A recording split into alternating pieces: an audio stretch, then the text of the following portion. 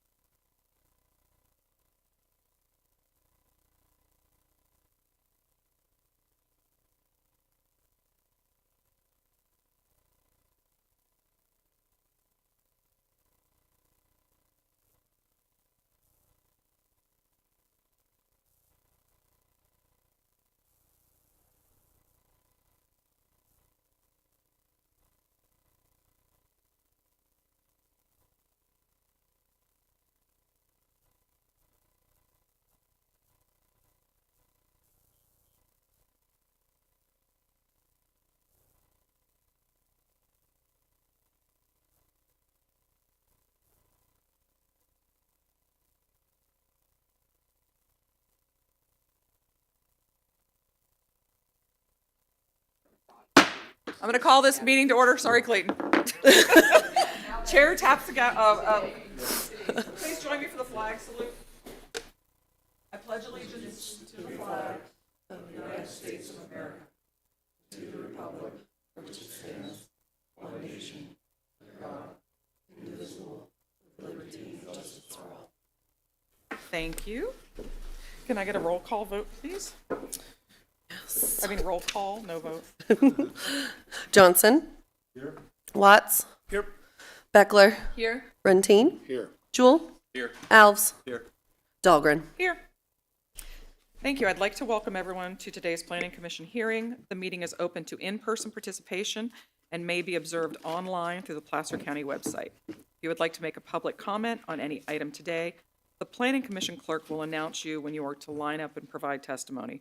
Please be prepared to speak at the time I open public comment for the specific item you would like to address, which may include public comments for matters not on the published agenda or any hearing items today. Each commenter will be entitled to 3 minutes of comment, and you will only be given one opportunity to speak on each item. Thank you for your consideration as we work to ensure that each citizen who wishes to comment has the opportunity to do so. Please also be advised that today's hearing is being recorded and will be available on the Planning Commission's webpage following this hearing. I will now move on to the next item on our agenda, which is the consent agenda. And we have 2 items. Item 6 on the agenda, which is an extension of time for the project entitlements for the Abad of Roseville project, and the Planning Commission meeting minutes from April 10th, 2025, April 24th, 2025, and May 8th, 2025. Would any commissioners like to remove an item from the consent agenda, or would any members of the public like to remove an item from the consent agenda? I'll go to the commissioners first. Commissioners? No, but I was absent for the May 8th meeting, Okay, so. so you'll abstain for that Yes. vote? Okay. Would any members of the public like to remove anything from the consent agenda? Okay, do we have any ADA calls online? Okay. Then I will ask for a first and a second to pass the consent agenda. I'll offer the first. First and a second. Can I get a roll call vote, please? Johnson. Yes. Alves. Yes. Watts. Yes. Beckler. Should I abstain from the whole vote, Clayton? It is taken as one motion, so Okay. you would need to abstain from the entire motion, Okay, or we I'll- could split it up. I'll abstain. Runtine. Yes. Jewell. Yes. Dahlgren. Yes. I will now ask for a report from the planning director, Chris Pahuli. Mr. Pahuli, mic is yours.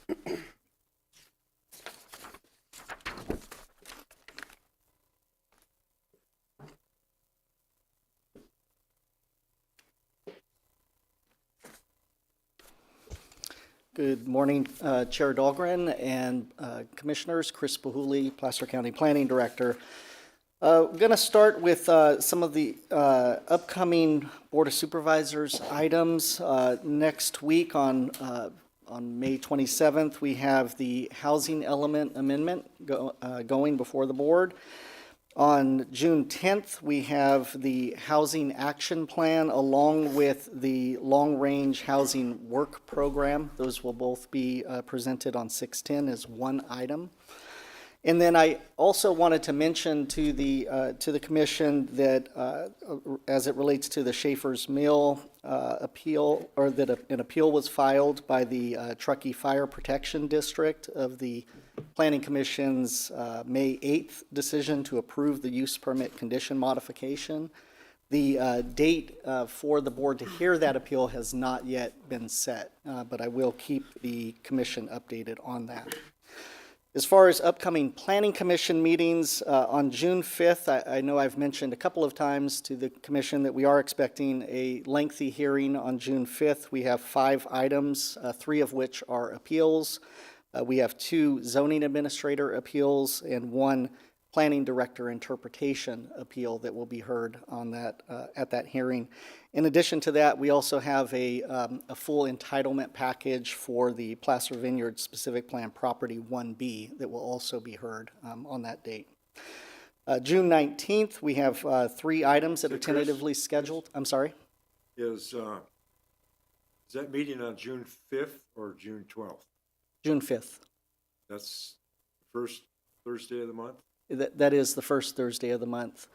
Just as a reminder to the commission, at the beginning of the year when you took action on the schedule for 2025, we did note that we were not going to always follow the second and fourth Thursday of the month, and so we do have a schedule that was adopted.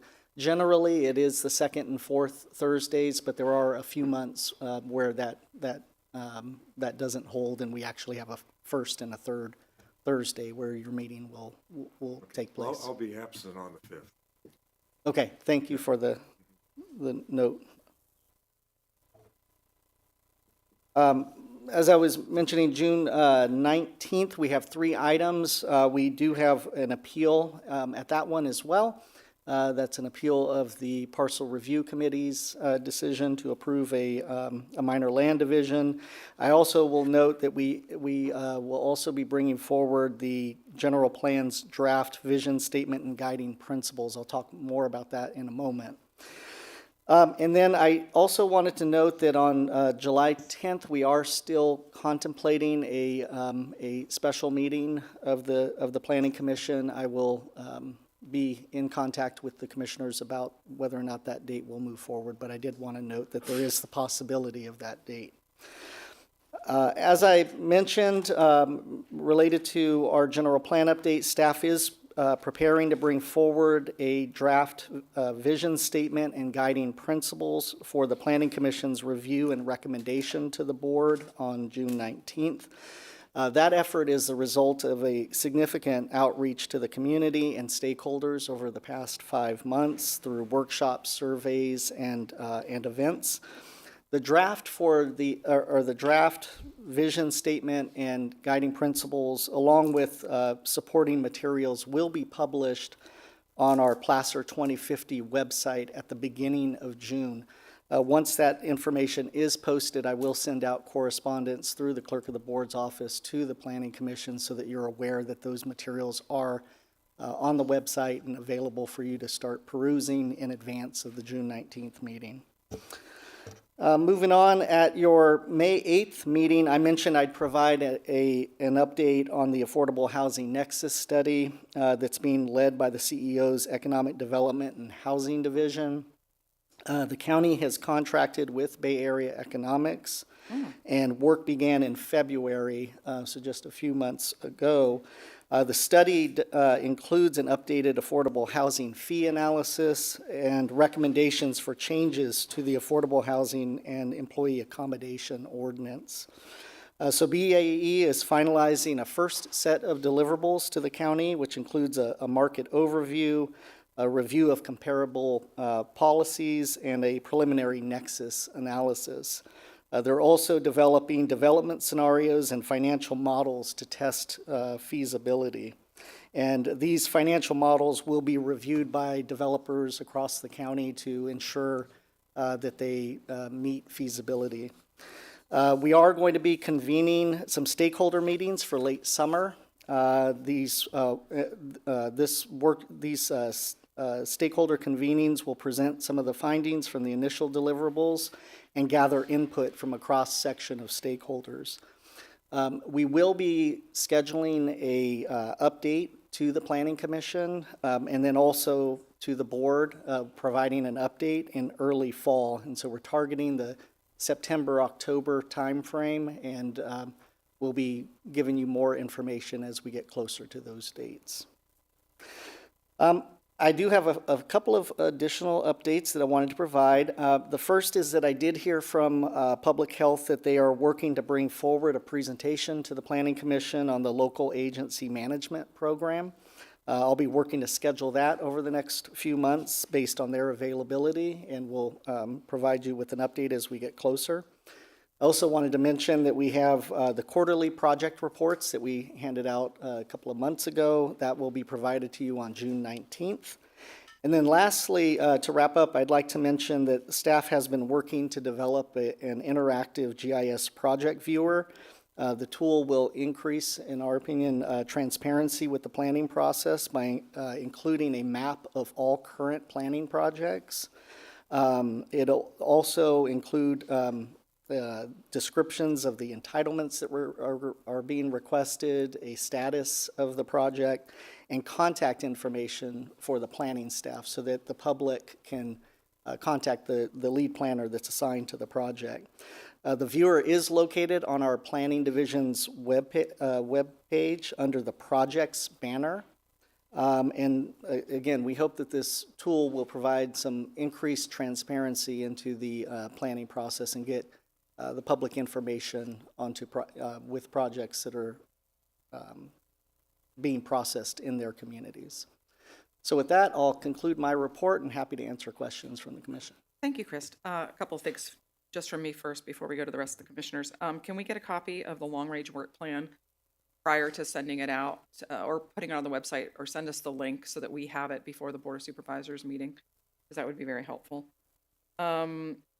Also, commissioners, the 6-5 meeting will probably run into the afternoon, so we'll probably have lunch here, half-hour lunch, so prepare your schedules accordingly. The 7-10 tentative meeting, I know that Commissioner Beckler and myself cannot be here, so when they reach out to you, we'd have to have a quorum, so if y'all are around, let Chris know. The Affordable Housing Nexus Study, I'm just a little disappointed that March of last year, the Board of Supervisors asked to have this done, and you didn't, not you specifically. The county didn't contract that out until February of this year. That is a year. That's, to me, unconscionable, but we're in it. I would love to get a copy of the scope of work. I got a copy of the scope of work from the RFP before, but if there is an updated work plan or scope of work, I'd really like to see it because there are a lot of tentacles to that issue that we are constantly running up against, and that information is really important. So I'd like to follow that. I don't know if we'd be able to observe the stakeholder meetings or a stakeholder meeting, but if it is possible, I would love to participate in that. Not participate as a commissioner, but to observe.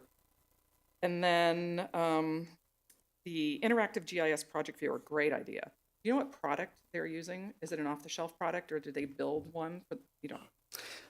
My recollection is that they used our existing system. Alex may know exactly what system is being used. I believe it's ESRI. Yeah, okay. Just curious.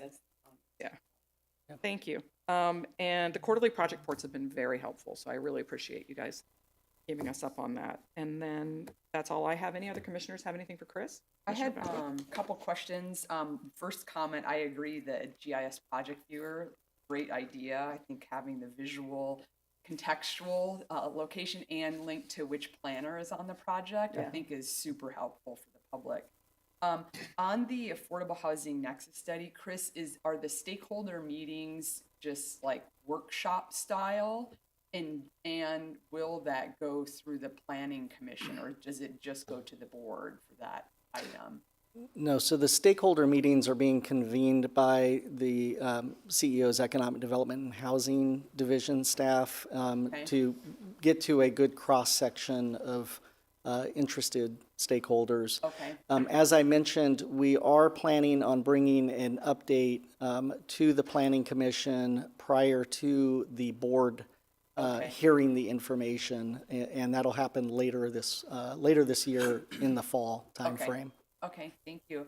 And then the other question I had, I know there's a lot of public comments related to the Hopeway apartments, and I'm just curious, what are the public input moments that would occur in Hopeway? And if you don't have the answer now, that's totally fine, Chris, but I'm just curious, like, what are the avenues for the public to get input or give input on that project? Because I believe it's also capped by 5 input meetings, but that would be helpful. Yeah, we'll talk a little bit later in today's meeting about the five meeting limit under SB 330. But to answer your question about the Hopeway project, as you and the other commissioners are aware, that project will be heard eventually by the Planning Commission. Staff is anticipating holding a town hall meeting out in the public to provide a venue for public comment and to learn more about the project from the planning staff as well as from the project proponent or project applicant. And so There's anticipated to be those two venues for public input and public comment on the project. And then- we have been receiving public comment in Right. the form of letters that go to you and then get forwarded to us. So we have been receiving public comment. Right, yeah, there were 3. In for writing, today. Yeah. That's correct. In the staff workshop, do you have any idea of timing, Chris? Not at this time. Okay, We're still okay. working on processing the application. And Application. once we're at a point where we have all of the information that we need and are on a path to bring the project forward, we'll conduct that Okay, town great. hall meeting. Thanks, Chris. Commissioner Rontine? Yeah, just quickly, the upcoming Truckee Fire Department Schaefer Mill appeal was based on our decision. That's appealing our decision from That's last correct. meeting. That's correct. The meeting, they had no representation here to the commission, and they're going to appeal our decision. That's the one. That's correct. Just clarifying, thanks. Yep. I just Commissioner want to Watts? alert you, on the 19th, I have a regular meeting in Walnut Creek on third Thursday in the morning. I'll start working on moving or getting it virtual so I can do both of these, but I just have no idea right now. I don't know if we have virtual options for commissioners, do we? No, not for here. Oh, It'd be okay. Virtual would be the other meeting. Okay. And I understand Commissioner Beckler will not be able to be here on the 19th either. I will be, so we get 5 or golden 4. Well, that's Okay. 3 potential. Oh, 3 potential. So it would be, do you know now? I mean, you don't have to tell. 19th? Jeff, 19th? Okay, unless we break a leg or something, we'll all, 4 of us will be here. Yeah. Okay. Juneteenth, we'll be here. It's a holiday. Okay. I would ask that the commissioners, if you do know you're going to be gone on vacation or gone for whatever reason. Correct. The schedule was posted at the beginning of the year. So we'll get Chris to send the schedule back out to everyone. Yep. And if you don't think you can make a meeting, let Kels know as soon as possible. And since we don't always have meetings, it's, I'll Okay. I'll email out the rest of our year to you guys and let me know if you have any scheduled vacation, and then I'll map everything out on our calendar. Thank you. Appreciate it. Do any other commissioners have any other Chris, questions you for say Chris? the viewer is available or it's still being worked? It is available now. Okay. Yep. Awesome. So just Okay. as follow-up, I'll just mention that I will be providing the commission with the long-range work program as well as the scope of work for the affordable housing nexus study. And as Kelsey mentioned, the clerk of the board will push out the schedule. Awesome. Thank you so much. Okay. Appreciate it. Thank you. All right, next item up on the agenda are planning commissioner reports. Do any commissioners have any reports or information they would like to share at this time? Seeing none, we're going to move on. I will now open the meeting for public comment for any matters not on today's agenda. As a reminder, you have 3 minutes to provide comments. Again, this is for anybody here today that has any, wants to discuss anything not on today's agenda.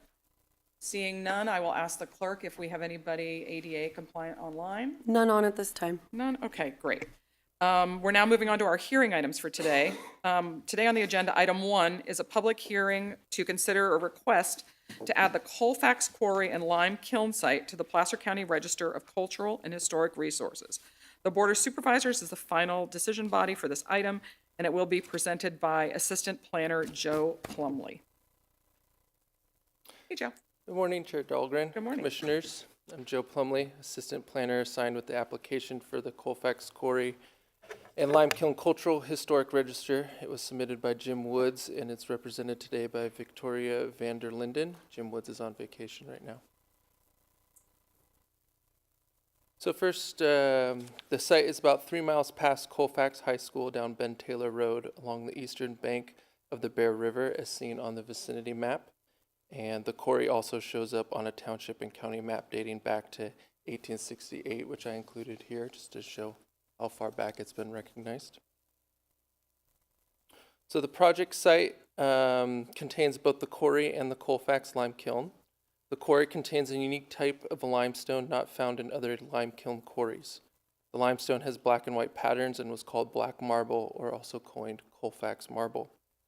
The remnants of about 300 feet of narrow gauge rail that connected the quarry to the lime kiln is still remaining. There's some pieces scattered about, and the remaining kiln is still standing today at 60 feet tall. It's a little hard to see there in the picture, but it is there.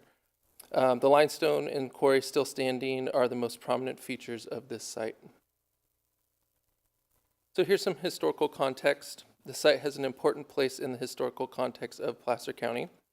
The quarry was once one of the first architectural stone quarries in Placer County, operational since 1867, producing a unique and locally branded Colfax marble, as I mentioned before, and that was used across the state.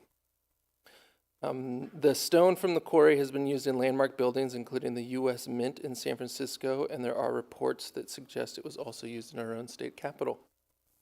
The lime kiln featured a state-of-the-art, for the time, 60-foot patented lime kiln and an electrically powered aerial tramway, which were rare industrial advancements for the early 1900s.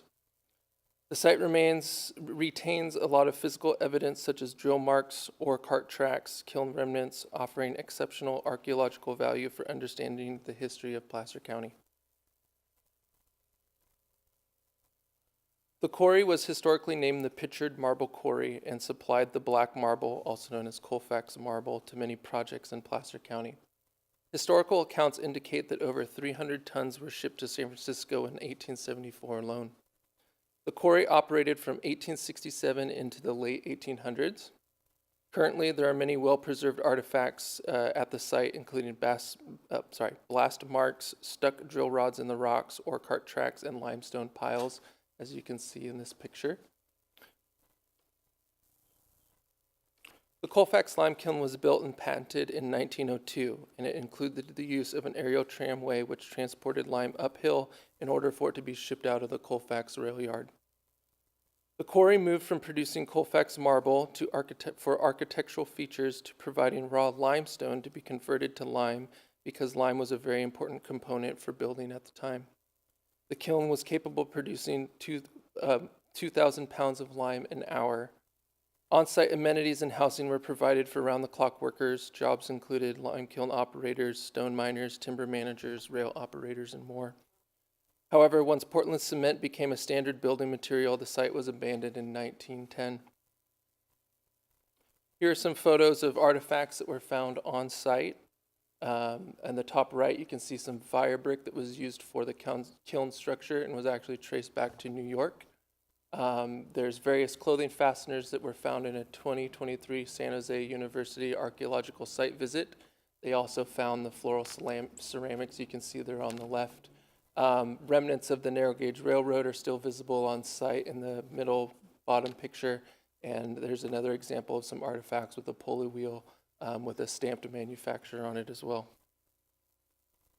So for my our advisory recommendations, we took this to the Historical Advisory Board. The proposal for adding the quarry and lime kiln site to the Placer County Official Register of Cultural and Historic Resources was brought to the Historical Advisory Board in February 19th of 2025. The board voted in favor of support for the site to be added to the register.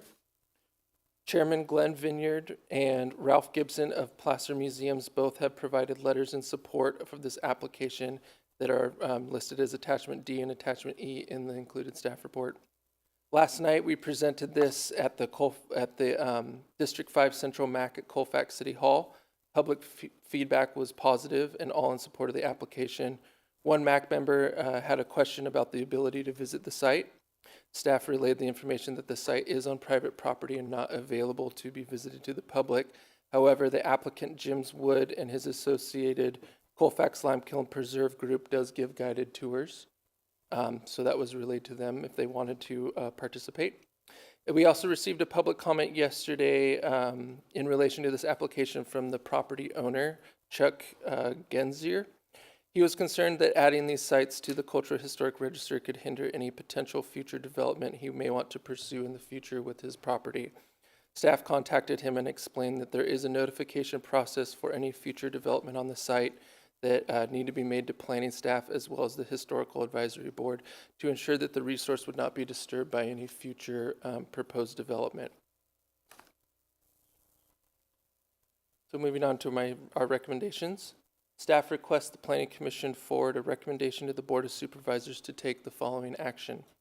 Determine that this action is exempt from environmental review pursuant to California Environmental Quality Act Sections 15061B3, Common Sense Exemption, and approve the addition of the Colfax Quarry and Limekiln site comprised of assessor parcel numbers 100, 190, 002, 000, and 100, 190, 006, 000 in the unincorporated Colfax area to the Placer County Official Register of Cultural and Historic Resources based on the findings contained with Placer County Code Section 1560080C and E.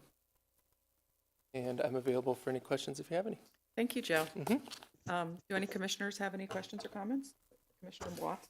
If you don't mind, could you repeat what the response was from your office to the latest letter? Yeah. If I follow, it was positive or negative? Yes, it was positive. The property owner is very in favor of this designation. He's been involved with Jim in handling this. His concern was that by putting this on a register, if he has any future development ideas for his property, that it might hinder or prevent him from doing so. I reached out to him to inform him that all he would need to do is supply a notification to us in planning as well as the Historic Advisory Board that he might have a potential development that he wants to pursue, and we would take that information in just to make sure that any proposals coming in would not impact the actual sites. The sites themselves are located right next to the Bear River, but the APNs and the properties stretch farther east. So, and that was, it's timberland. So I know that there is potential maybe in the future if he wanted to maybe do a split or something, that he might be interested in pursuing that at some point. Just wanted to make sure that by having this registered, he wouldn't be hindered from doing anything else to his property. Thank you. That's how I heard it, so I Yeah. appreciate you going over it again. Of course. Commissioner Beckler? Yeah, just one follow-on clarification. Then the zoning stays as it is, as the farm with the potential to develop for Correct. residential. I think it is a PD combined zone. And then the area of the cultural resource, if we were to approve this, is there a boundary then? Because I'm just thinking when you go through CEQA analysis or MND analysis, you have to determine if there's cultural resource impact. So is there a boundary then drawn from a county record perspective around the site? I don't believe there's a specific boundary drawn. Having talked to Chuck, his potential future ideas was if he wanted to split the site. He's very wants to preserve this, and so anything that he would do, he made sure to note that if I ever had a proposal, I would make sure that I would keep that separate. That if it was like a lot split, he would make sure that those were completely outside of anything he might want to do to the eastern properties. So he gets to Commissioner draw the Beck- boundary. He gets to decide what the sounds like- boundary is. If he was splitting or something. If I can just add a little bit here, Commissioner Beckler, to your question, there wouldn't be any area drawn, or there wouldn't be a separate boundary.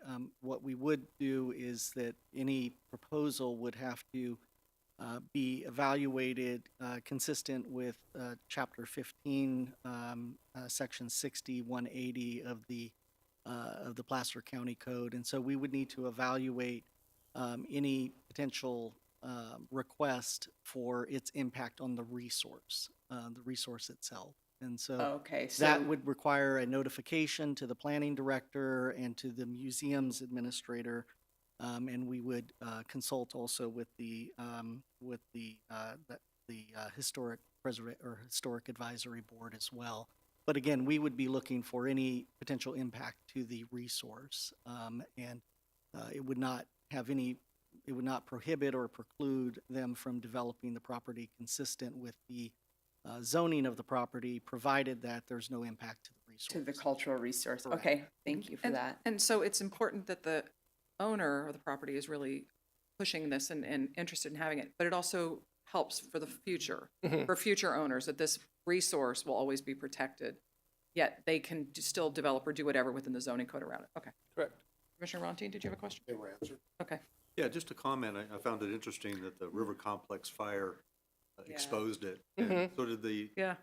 Did the owner not know that that was there, or? The owner knew that it was there. Jim Woods, the applicant, and his group was very aware that it was there. It kind of did get lost to history from the overgrowth. The fire did expose, and I think that really, pardon the pun, lit a fire under the applicant to get this registered. And because now that it's more visible, people that are maybe exploring the river are going to find it more accessibly. They wanted to really make sure that they're taking the right steps to get this listed and potentially, make sure that we're keeping a record of what's out there to prevent any maybe future impacts or stuff. I know a big concern of them is theft, because it has been exposed and people like to explore up and down the river. They're concerned with the amount of artifacts and stuff out there that people might be taking things. Sure. And so they wanted to make sure that get this as the first kind of step into providing proper protections and making sure this is known. One thing that they've been very diligent about as well is that they're not really, as much as they're advocating for this, they're not publicly talking about it very much because it's on private property and they want to protect the resource. So they're trying to be very methodical on how they approach this in a way that we can pursue different ideas they have for managing this and what they would like to do without drawing too much attention to where now everyone in Colfax goes, wow, we've got this really cool thing to go Sure, check out. sure. Let's go take a look. Sure. Got it. Commissioner Johnson. Okay, just a question in relationship to the state and national historic register. If this is put on if this becomes part of the Placer County Register, historic register, does it move on to the state and national, or what happens there? That would be up to the applicant. Our registers, I believe, is just strictly for Placer County. Talking with Tiffany and Jim, they did mention that by having this designation, it will give them some extra oomph when applying for grants and different things because it will be officially listed in our register. Okay, thank you. Thank you, Joe. One of my favorite parts about being a planning commissioner is learning the history. I thought this was fascinating. I love this kind of stuff. Is the applicant here today? Does he want to come up? Or Jim is not, he's on vacation, but Tiffany is here. She's here to answer any Tiffany, would you questions. like to come up and do you have anything to add? Yes, I do. Certainly, please. The microphone is yours. Thanks, Joe. So to answer some of the questions, so the future for the kiln, we would like to take 10 acres. We have the support of both Chuck Gensner, who is the private property owner, as we know it now, and then Jim Wagman, who we use his, off of Ben Taylor, we use his property to get to the kiln. So there is no ingress egress to the site, and that's what we'd have to do in order to split it off. So that's in the future. So that answers that question. And then more of the future, there's potential trail access there. Yeah, I mean, it's an amazing site. I mean, before the river fire, you could not, there was huge grapevines, like historic, I mean, huge. Blackberries, trees, everything. So you couldn't see it from the river. The access that we used to use came down from the hill, and it was kind of a treacherous hike in. Now we use Ben Taylor, which it could eventually be like an ADA compliant trail. And there's more historic cart trails and everything, off of there. So there's many components of historic preservation that could be rock walls. I mean, the cart trails, the railway tram. There was a Pelton wheel that did this aerial tram that goes up the hill. Wow. So it's pretty cool. I got involved with it with Meta Vista Trails. I used to be the president of Meta Vista Trails, and we helped Jim keep the trail clear. So we could get in there for the archaeologists and whatnot. And then as we were trying to figure out what to do, how to preserve it, so things weren't getting stolen, I said, well, we need to do a nonprofit, and yeah, I'll step up as a board member. Awesome. So any other questions, though, I'd be happy to answer. I think the only other thing that I want to add is we will be getting a website together. We do about 2 docent-led tours a month. We've had CAL FIRE out just recently, and the sheriffs, just in case anything were to happen. We've been talking to a lot of the important public figures in order to make this all happen. Oh, it's very exciting. Yeah. Thank you for sharing. Any Yeah. commissioners have any questions? No. Does that help? I hope Yes, that helped. very. Okay. Thank you for Good. your And time. I so, appreciate yes, it. I Yeah. hope that you guys are all very supportive to move it on to the Board of Supervisors. Thank you very much. Do we have anybody here in the public that would like to speak today on this topic? Sir, you're welcome to come up. Please introduce yourself. You have 3 minutes. Mike Lynch, I'm the Vice Chair of the Placer County Historical Advisory Board, and as Joe mentioned, we did review this and had a public meeting and unanimously endorsed putting it on there. I might add, one of the great things that this group has done, you know, they're looking at public access and preservation, but this had some of the most extensive documentation about the area that you oftentimes don't see on some of these historical things, including San Jose University doing an archaeological survey. So cool. And Jim and the other people involved done some tremendous research about how it was used. And it's, you know, a little capsule of it was sort of abandoned and really was kind of left intact until this fire. So it's quite a resource. There was a question about higher level designations. In working with Jim and the group, we thought the county was most appropriate. There are a lot of lime kilns in California, a lot. You know, there's probably a dozen in the Auburn area in various stages of, and so a state designation is tough because it has to be really unique. What is unique about this is how much of it's intact and the great history on it. A lot of our lime kilns is just like there. Nobody knows, you know, there might be one article in a newspaper. So anyway, the advisory board recommends to the commission and for the supervisors that it be added to the register. Thank you. Thank you for your time. Any questions? That brings up the question, the advisory board, what advisory board are you with? It's the Placer County Historical Advisory Board. Is a board set up by the supervisors. We think of ourselves as the tiny counterweight to the Planning Commission, right? We're only dealing with the historical aspects. So they have the authority to make recommendations to the Board of Supervisors and to comment and review and make recommendations on any property that's nominated for local, state, or national historic register. So we review that, and the administrator, the museum administrator is the secretary to the board, but it's a county agency. Okay, so it's an agency that really does the basic evaluation work. Yeah, in the county code, it provides that for the nominations to the county register, that it first has to be heard at the historical advisory board in a public meeting, public hearing, not a hearing, which we did, and then comes the planning commission, and then the final recommendation goes to the supervisors. So it's kind of a 3-step process. Okay, well, thank you for describing Yeah. the process. Little known, hidden agency tucked away in Placer County.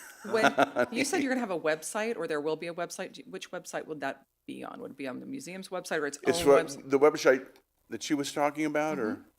Yeah, they're doing that. They formed a 50C1 group to administer this, and I don't know all the details, but, you know, they're really pushing and want to try to have this as public access or public, even a public, you know, property, you know, whether Placer Land Trust or someone would take it on. So they have some really great plans to try to preserve it, you know, kind of forever for the public. And Awesome. they have their own group that's set up to do that. Thank you. Yeah. Any other commissioners have any other Just questions? one last, Commissioner Watson? But he's So I the never applicant now. occurred to me before, but I'm just kind of curious well, my wife and both of my boys went to the high school. I don't know where the city limits are on the city of Colfax. It's outside the city limits. I don't know. That's why we're here at the Yeah, county it's- level. Okay, it's all right. I noticed that Colfax recently did a kind of historical inventory of all their historic structures, but it wasn't on there. I'm pretty sure it's in the county. I can look it up on the map, sorry. If it was in the city, then from the HAB point of view, we wouldn't have taken it up. It Right. could still be put in the county register and then would go through the process, but it'd have to come from the city. Yeah. Thank you. Uh-huh. Thank you for your time. Is there anybody that would like to speak from the public and public comment time?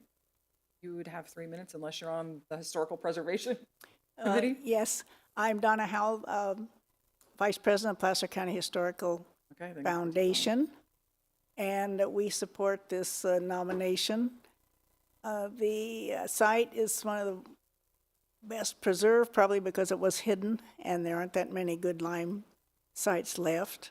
So we do want to see this pursued and nominated and go on through the system. The supervisors get it on the historic register, and we don't know what the next plans are, but we're on that track to get it saved and recognized and appreciated. So thank you. Thank you for your comment.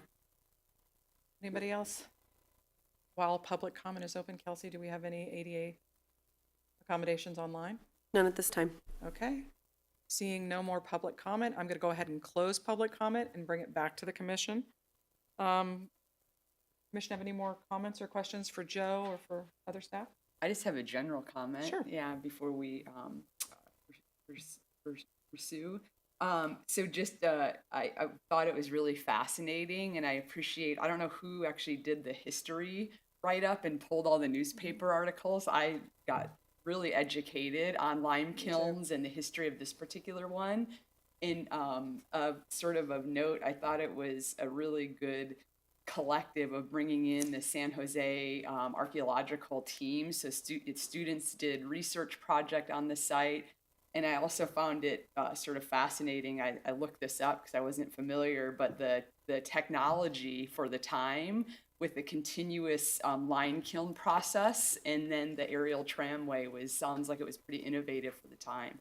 And then one other thing that I just found sort of interesting about the project and the history that sort of supported the need to, make it a county historic landmark was the fact that the Colfax marble, or that black marble, was used, in the San Francisco building, and in one of the articles referenced the Napa Hospital, which is part of Department of State Hospitals in California, that it was an insane asylum. And it's just interesting to see the historical context of how things are described, not specific to this project, but just really appreciate the due diligence that was done in the write-up in supporting the recognition of this site. So those were my comments. Any other commissioners have any other comments? Little known fact, I have an archaeology minor in my undergraduate, but I did my hours in a Florida bog with waders on, looking at dead animals from a long time ago. So this is much more interesting, and I love that they brought the university in, because you do need to get your hours in, so I thought that was awesome. Okay, having no more deliberations, can we get a first and a second on the recommendations already read into the record by Mr. Plumley?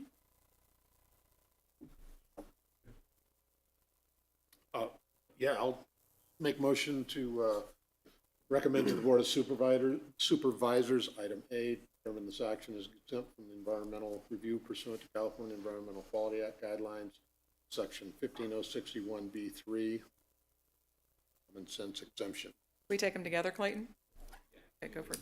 And also item B, approve the addition of the Colfax Quarry and Lime Kiln site comprised of assessor's parcel numbers 100-190-002-000 and 100-190-006-000 in the unincorporated Colfax area to the Placer County Official Register of Cultural and Historic Resources. I'll second it. We have a first and a second. Can I get a roll call vote, clerk, please? Runtine, Yes. Watts, Yes. Johnson, Yes. Beckler, Yes. Jewel, Yes. Alves, Yes. Dahlgren. Yes. Thank you, Joe. Thank Thank you. you. Thank you for coming. Appreciate it.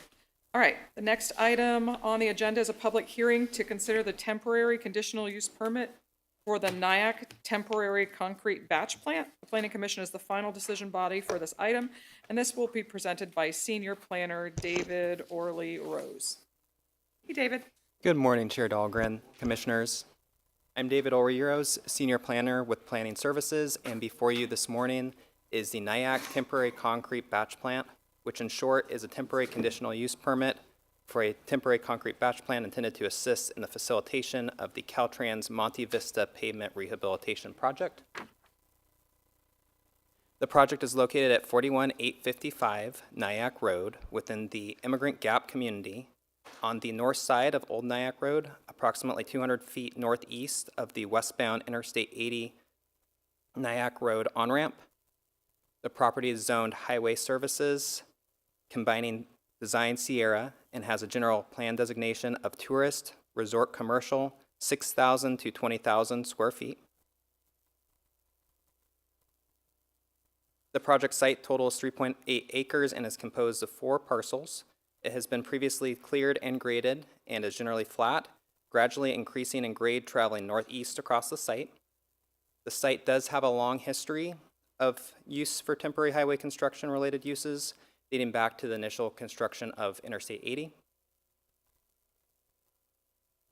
Pursuant to Section 1756-300 of the Placer County Code, temporary uses may be authorized with a conditional use permit for up to 1 year in a commercial zoning district, with the option of a 1-year extension. The project seeks approval of a temporary concrete batch plant based on this provision to serve the Caltrans Monte Vista Pavement Rehabilitation Project. Components of the plan include a drive-over unloader, which is used for unloading the imported cement, sand, rock, and aggregate, which are mixed resulting in concrete. The stacker for transporting, stockpiling, and blending materials. A fly ash guppy for storing ash produced during concrete production. A baker tank for liquid storage. 2 temporary fuel tanks. A generator, a modular office, and a self-contained concrete washout area. It is important to note that while this temporary use permit would allow for operation of up to a year, it is anticipated that an application for an extension of time will be back before the Planning Commission next year based on the construction timeline for the Caltrans project and the need for on-site concrete production.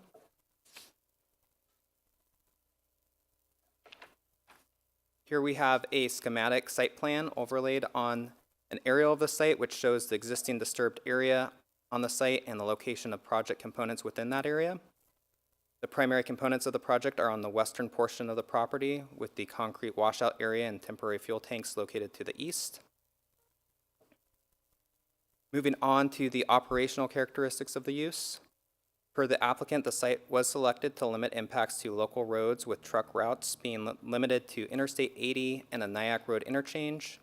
Construction traffic would consist of 32 truck visits per day, including 15 aggregate trucks, 2 cement trucks, and 15 concrete hauling trucks. Condition 6 has been added in the event, requiring the payment of cash security deposit for repairs to Nyack Road in the event of damage incurred to the roads from construction traffic. Hours of operation would generally mirror the construction hours permitted by the Placer County Code, with hours of operation proposed between 6 a.m. and 8 p.m. Monday through Friday, and 8 a.m. and 8 p.m. Saturday and Sunday. However, there may be up to 20 instances where nighttime operation outside of standard construction hours is needed, corresponding to the highway improvement work. The applicant has indicated that these hours are necessary to minimize impacts to daily traffic on Interstate 80 originating from the Caltrans project. Pursuant to Section 9.36.080 of the Placer County Code, these hours may be approved with notification to the planning director at least 30 days in advance of the nighttime operation. Condition 3 has been included requiring this advance notification. A key factor for temporary batch plants is ensuring water quality is not adversely impacted. To that end, Condition 4 has been added requiring a grading permit to demonstrate incorporation of best management practices for water quality consistent with the Placer County Stormwater Quality Ordinance and the California Stormwater Quality Association Best Management Practices Handbook for Construction. I would note that while the mechanism used to review stormwater quality best management practices proposed is a grading permit, there is not actually grading proposed with the project.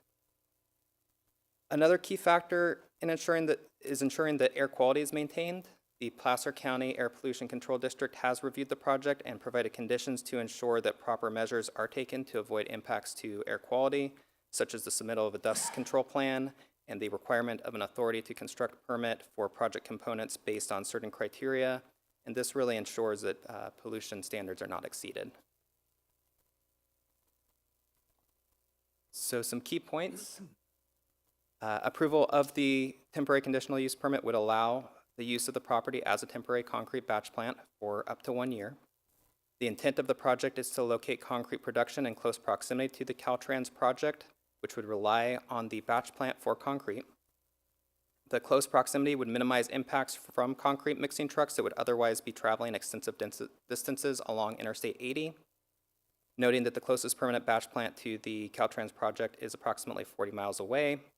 Location of the batch plant project to the Caltrans project would reduce wear on Highway 80 from concrete mixing trucks and air pollution resulting from the diesel-powered mixing trucks, which would otherwise be traveling an aggregate of approximately 600 miles per day with full loads of concrete. The project has been located, designed, and conditioned to ensure that surrounding properties are not adversely impacted, with the closest residential property being located approximately a quarter mile from the site across Interstate 80. And the project can be found consistent with the general plan and adheres to policies related to the location of construction yards, coordination with Caltrans for highway construction projects, implementation of the county stormwater quality ordinance, and location and design of development to minimize air pollutants. An extension of time request is anticipated to be filed at the conclusion of the temporary conditional use permit's one-year timeline, noting the 18-month construction schedule of the Caltrans project.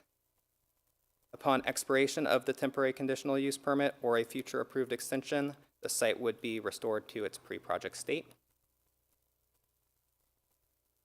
And with that, staff recommends that the Planning Commission determine the project to be categorically exempt from additional environmental review pursuant to Section 15304, or Class 4 minor alterations to land of the California Environmental Qualities Act guidelines, and approve the temporary construction or temporary conditional use permit for the Nyack temporary concrete batch plant project subject to the conditions of approval.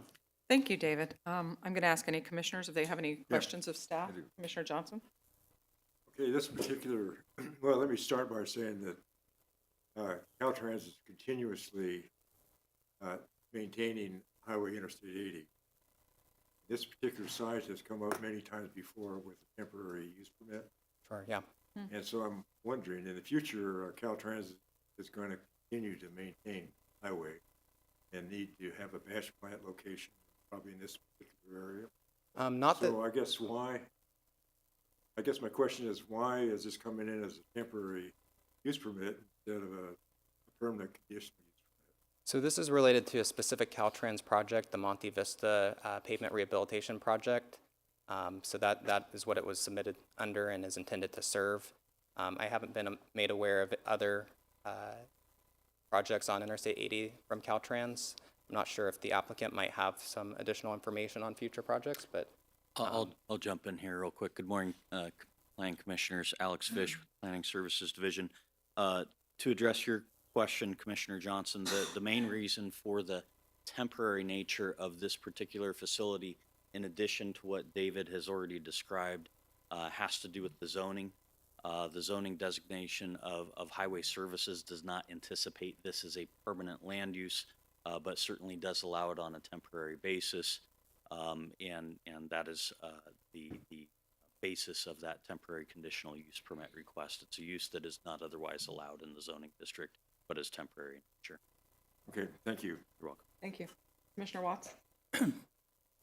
Show my ignorance a little bit, but I'm uncertain why the application comes in from the contractor as opposed to the property owner. I'm just kind of curious.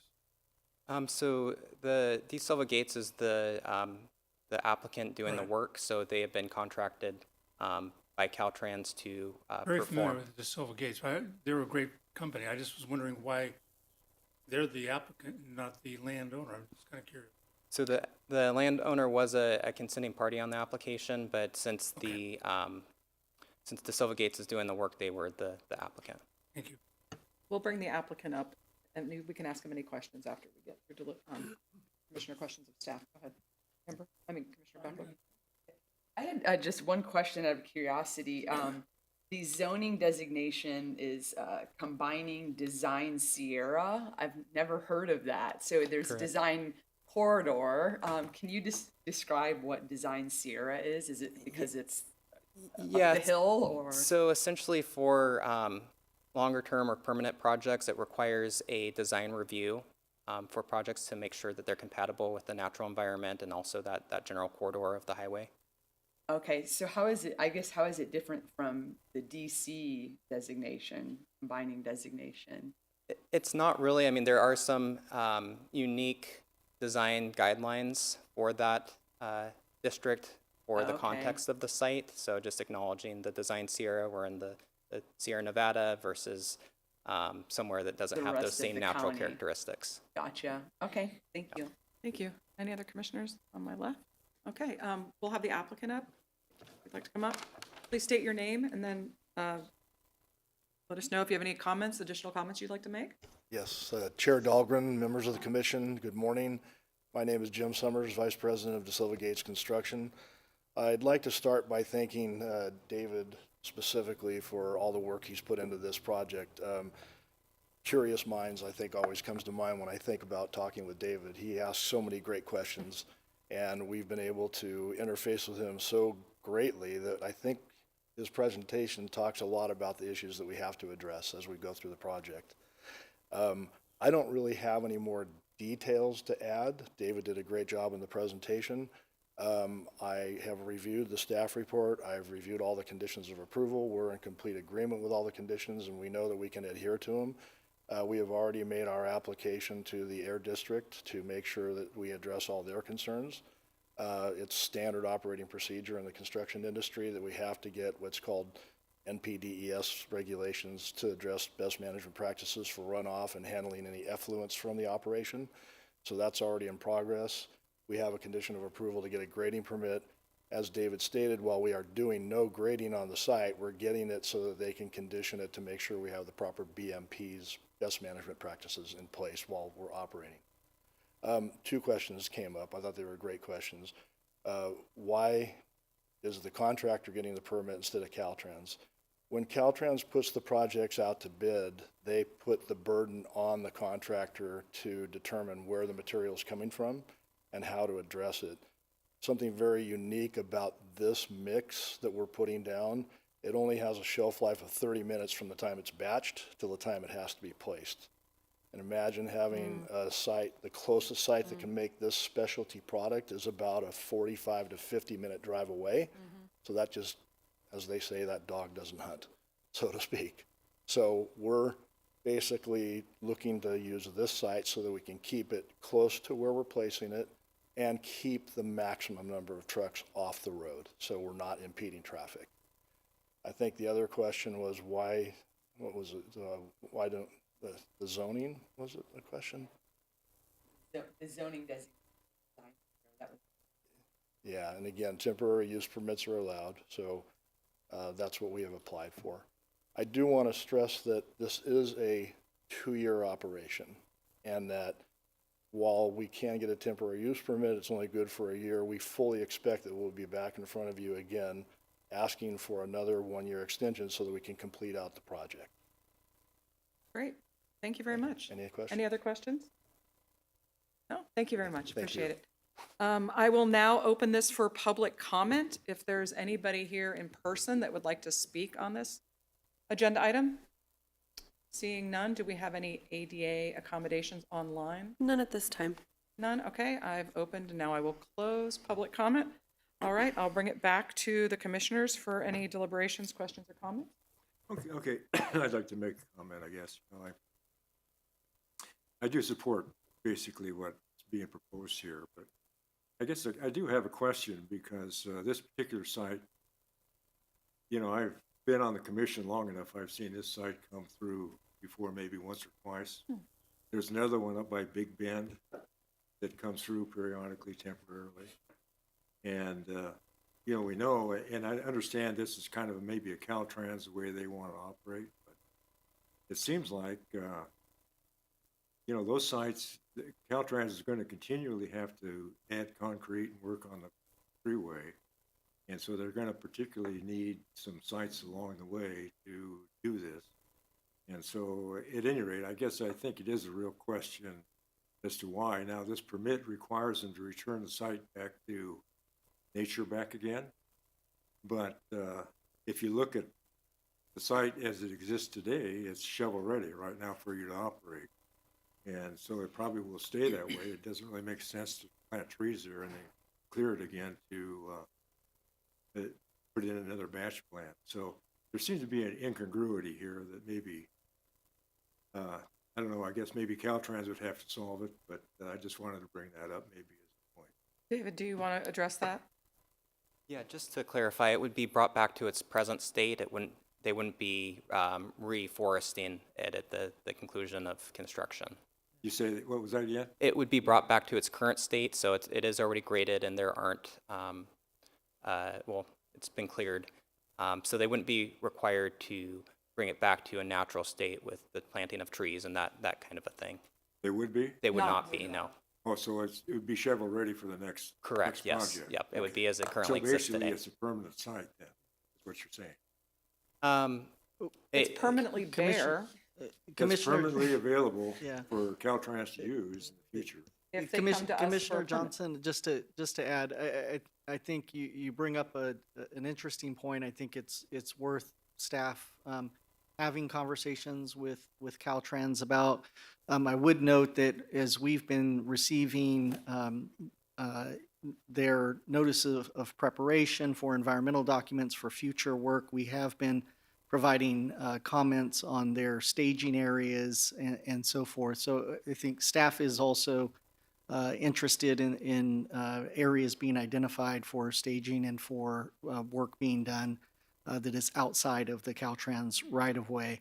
Our zoning ordinance currently doesn't prohibit or doesn't set a maximum number of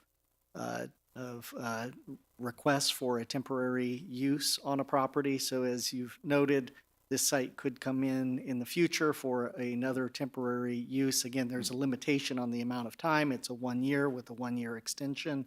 But currently there aren't any prohibitions in our zoning ordinance from this site being used over time. But it is something that I appreciate you bringing up and something for staff to look into a little bit further. Okay, thank you. Any other commissioners have any other? Yeah, I was just going to comment that Mr. probably Elms? the one positive side is that we know it's going to be cleaned up when the project is done.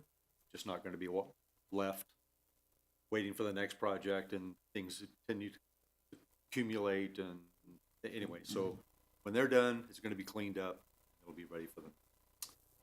And I just add on top of that, when you drive through there in the wintertime, there's snow everywhere. There's a lot of parking right there at the outset.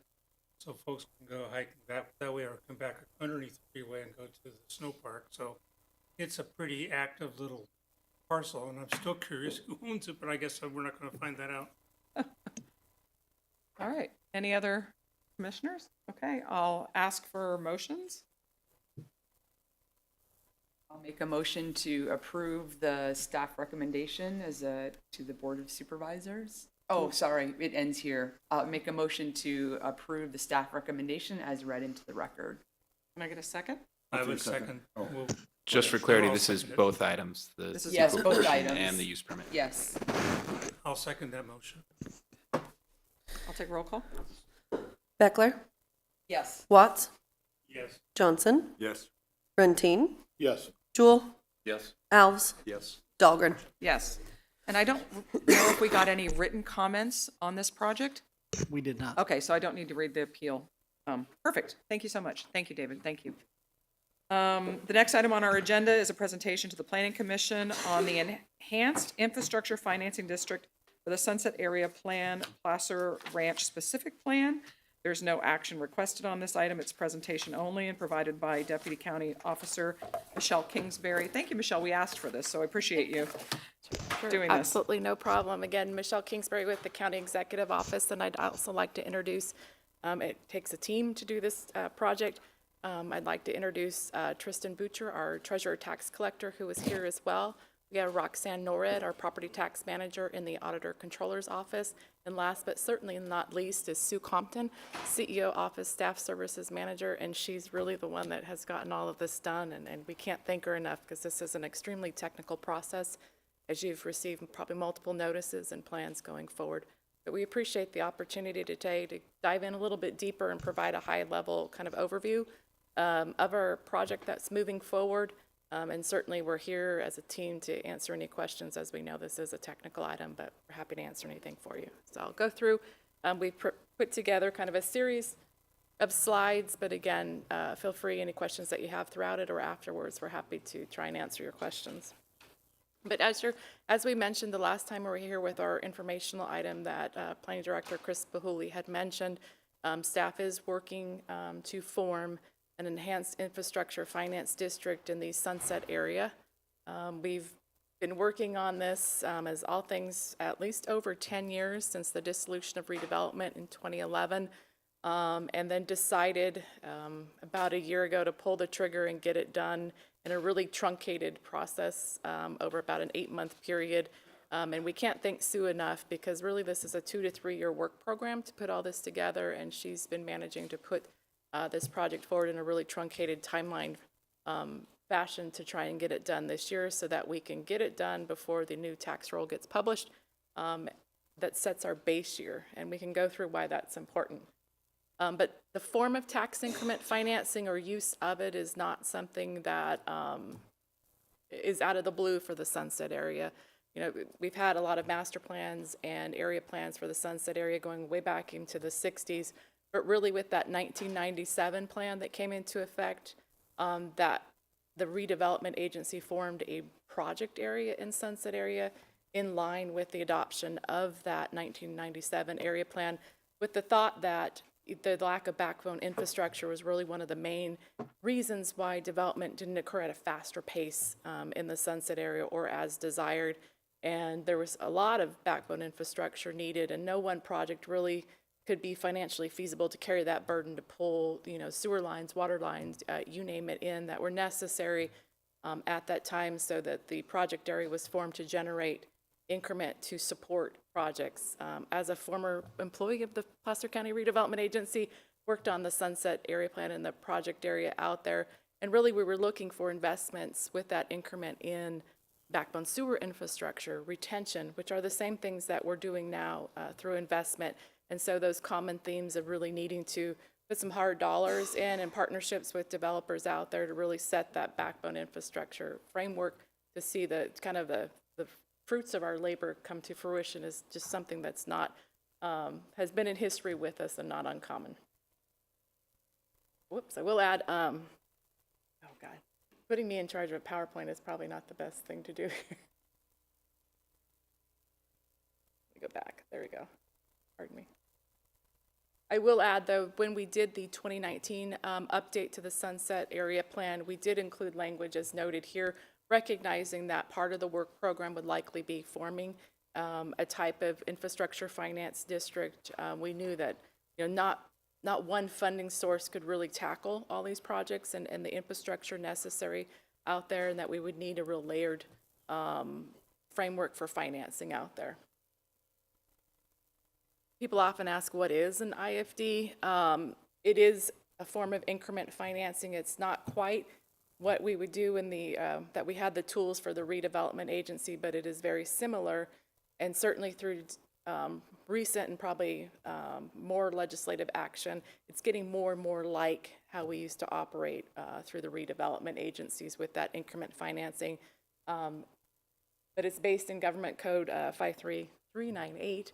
It's a very protracted and heavy process in order to form an EIFD. Our legislatures were not kind to us. It's multiple public hearings. You've seen our infrastructure finance plan that Sue has distributed out. It's a very lengthy and heavy intensive process to form an EIFD, but it really provides that tool of potential increment financing, really investing that money generated in Sunset Area back into Sunset Area for things like backbone infrastructure, affordable housing, and what the legislature has is really those projects that they call community-wide significance. And really I look at that as it has to benefit more than one. So if we look at investing in backbone sewer, water, or roadway, is it a regional roadway that really benefits multiple property owners versus more in-tract, kind of localized type of projects? We wouldn't be looking at things like that. Is it an affordable housing project that we could look at investing in that really benefits not only the Sunset Area by having more kind of workforce type housing closer to those types of jobs, but as a region to help with our affordable housing needs? And those are the types of tests as we look, once we get this formed, at the types of investments that we may be looking for. It does have a term, the project area, up to 45 years, and it's all delineated in more technical detail in that infrastructure finance plan, but that's pretty similar to what we are used to looking at on the redevelopment side. Examples in our area, as with the dissolution of redevelopment, this tool really wasn't used to a great extent prior to the dissolution of redevelopment because redevelopment was much more flexible. You got to use the increment from everybody's money, so to speak. But as redevelopment dissolved, this tool has been more and more used throughout the region and throughout the state. Examples in our communities are the Metro Air Park for the County of Sacramento, formed an EIFD out there. In addition, we have City of Sacramento with Aggie Square, as well as the Rail Yards project. We ran out of room, but I also do want to recognize as well West Sacramento. I believe they have 2 EIFDs, and they were really on that forefront of using this type of tool with the dissolution of redevelopment out there. But it is more and more used through our practitioners and also with counties. Typically, it's a city-focused thing, but counties really are looking at this tool as well. And I look at it as just really, you know, focusing the increment and the dollars generated from the Sunset area, making sure we continue to reinvest, continue to work on that backbone infrastructure and or the affordable housing needs out there, and look to advance those return on investments out there more and more. And it allows us to create a district and segregate that type of revenue generation in that area versus it just going straight into the general fund. How does it work? A lot of our, we've outreached to our property owners out there on multiple occasions throughout the last 10 plus years, but really it's no new taxes, it's no new fees. It's really utilizing the increment that the county would have otherwise received and focusing it and segregating it out into a bucket, into a fund to be reinvested back in this area. It works, you know, as normal increment is. You have a base value. And part of the reason why we're working so diligently to form this with the timeline that we have is to really make sure we beat the next roll that's published, because we can use the base value before, you know, capturing all that investment that's going on out there right now, and really setting that base value. If we slow down or miss a hearing, we'll be the next base value once the roll is published, and we won't be able to capture that increment that's ongoing right now. This is an example. It's the Riolo Vineyards project area, but really, if I can, highlight those blue blocks is down at the bottom, but really that shows with kind of raw greenfield development how quickly property tax assessment generates fast and grows through the development, which then we spin off that type of increment. And this is just an example of Riolo Vineyards and how with that development out there, we've seen the increment and property tax basis grow with the development of those units. As you're well aware, though, this why this area and why now is just there's so much going on, and really the ability to capture that increment so that we continue to reinvest. With the sewer project that went on with the county and the investment of $28 million in the American Rescue Plan Act, we've really seen that investment with Placer Commerce Center and even with the Placer Ranch development, that investment really helped jumpstart those types of projects, and we want to continue that. But as this slide demonstrates, there is a lot going on out there. There's a lot of dirt moving, but there's still a lot of need left with projects that need some type of financial layered financing investment out there. And then for what projects do benefit from it, as previously mentioned, it's really your backbone infrastructure. Affordable housing is a key element as well. And in that infrastructure finance plan that's been distributed, there's an appendix, I think it's Appendix B, where we've outlined the backbone infrastructure projects, as well as other types of projects that could be on that list for future investment opportunities. The EIFD is governed by what we call a public finance authority. That's been established, but it's 3 board members, as well as 2 public members that serve a 2-year term, and that they have been meeting, and we've been presenting these items to them, and we still have a series of meetings throughout the rest of this year as we're looking at that formation process. But we would bring forward opportunities for investment or types of projects or project requests to that body for recommendations for financing once formed and once the increment is there. The IFP is kind of that the roadmap infrastructure finance plan is that roadmap of how we implement this district. And it includes, as listed here, a series of elements in there which just describe the project, the boundaries. It also, you'll see large dollar amounts, but we look at kind of the development scenario and full growth and what that potentially could mean with gross revenues that could be received through this district. There are charts in there. We'll go through it a little bit more, the complicated nature of this particular area and how we've defined the types of recommendations for, are we looking at 100% of the increment, 50%? What types of funding sources are we looking at pledging to this district? And that's all delineated within that financing plan, because again, that's our roadmap of how we implement. So one of the elements that is in there is the actual description of the boundary. And you're familiar, I'm sure, with the Sunset area. And so you'll see the boundary here, and it's broken up into what we call multiple project areas. This boundary excludes to the north of the Sunset area those lands that are held primarily in mitigation. There's about 1,200 acres. This boundary does not include those areas. This boundary does not include, in addition to the northeast of the Sunset area, is a quadrant that's in the Lincoln sphere of influence, so that's not included in the boundaries of the EIFD.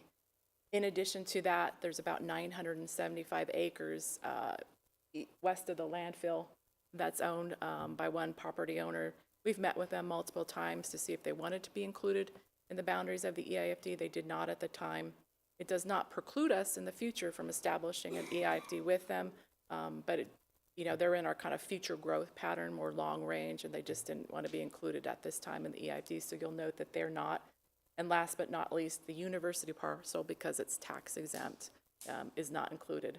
But we have broken it up into various project areas, and one might ask why, and that's just because of the multiple layers, and why Roxanne works with us quite a bit on the property tax manager side, is that technical detail about certain tax rate areas and certain APNs have a different tax structure versus another, and we've had to break it out into multiple project areas based on tax structures and how we would calculate that increment.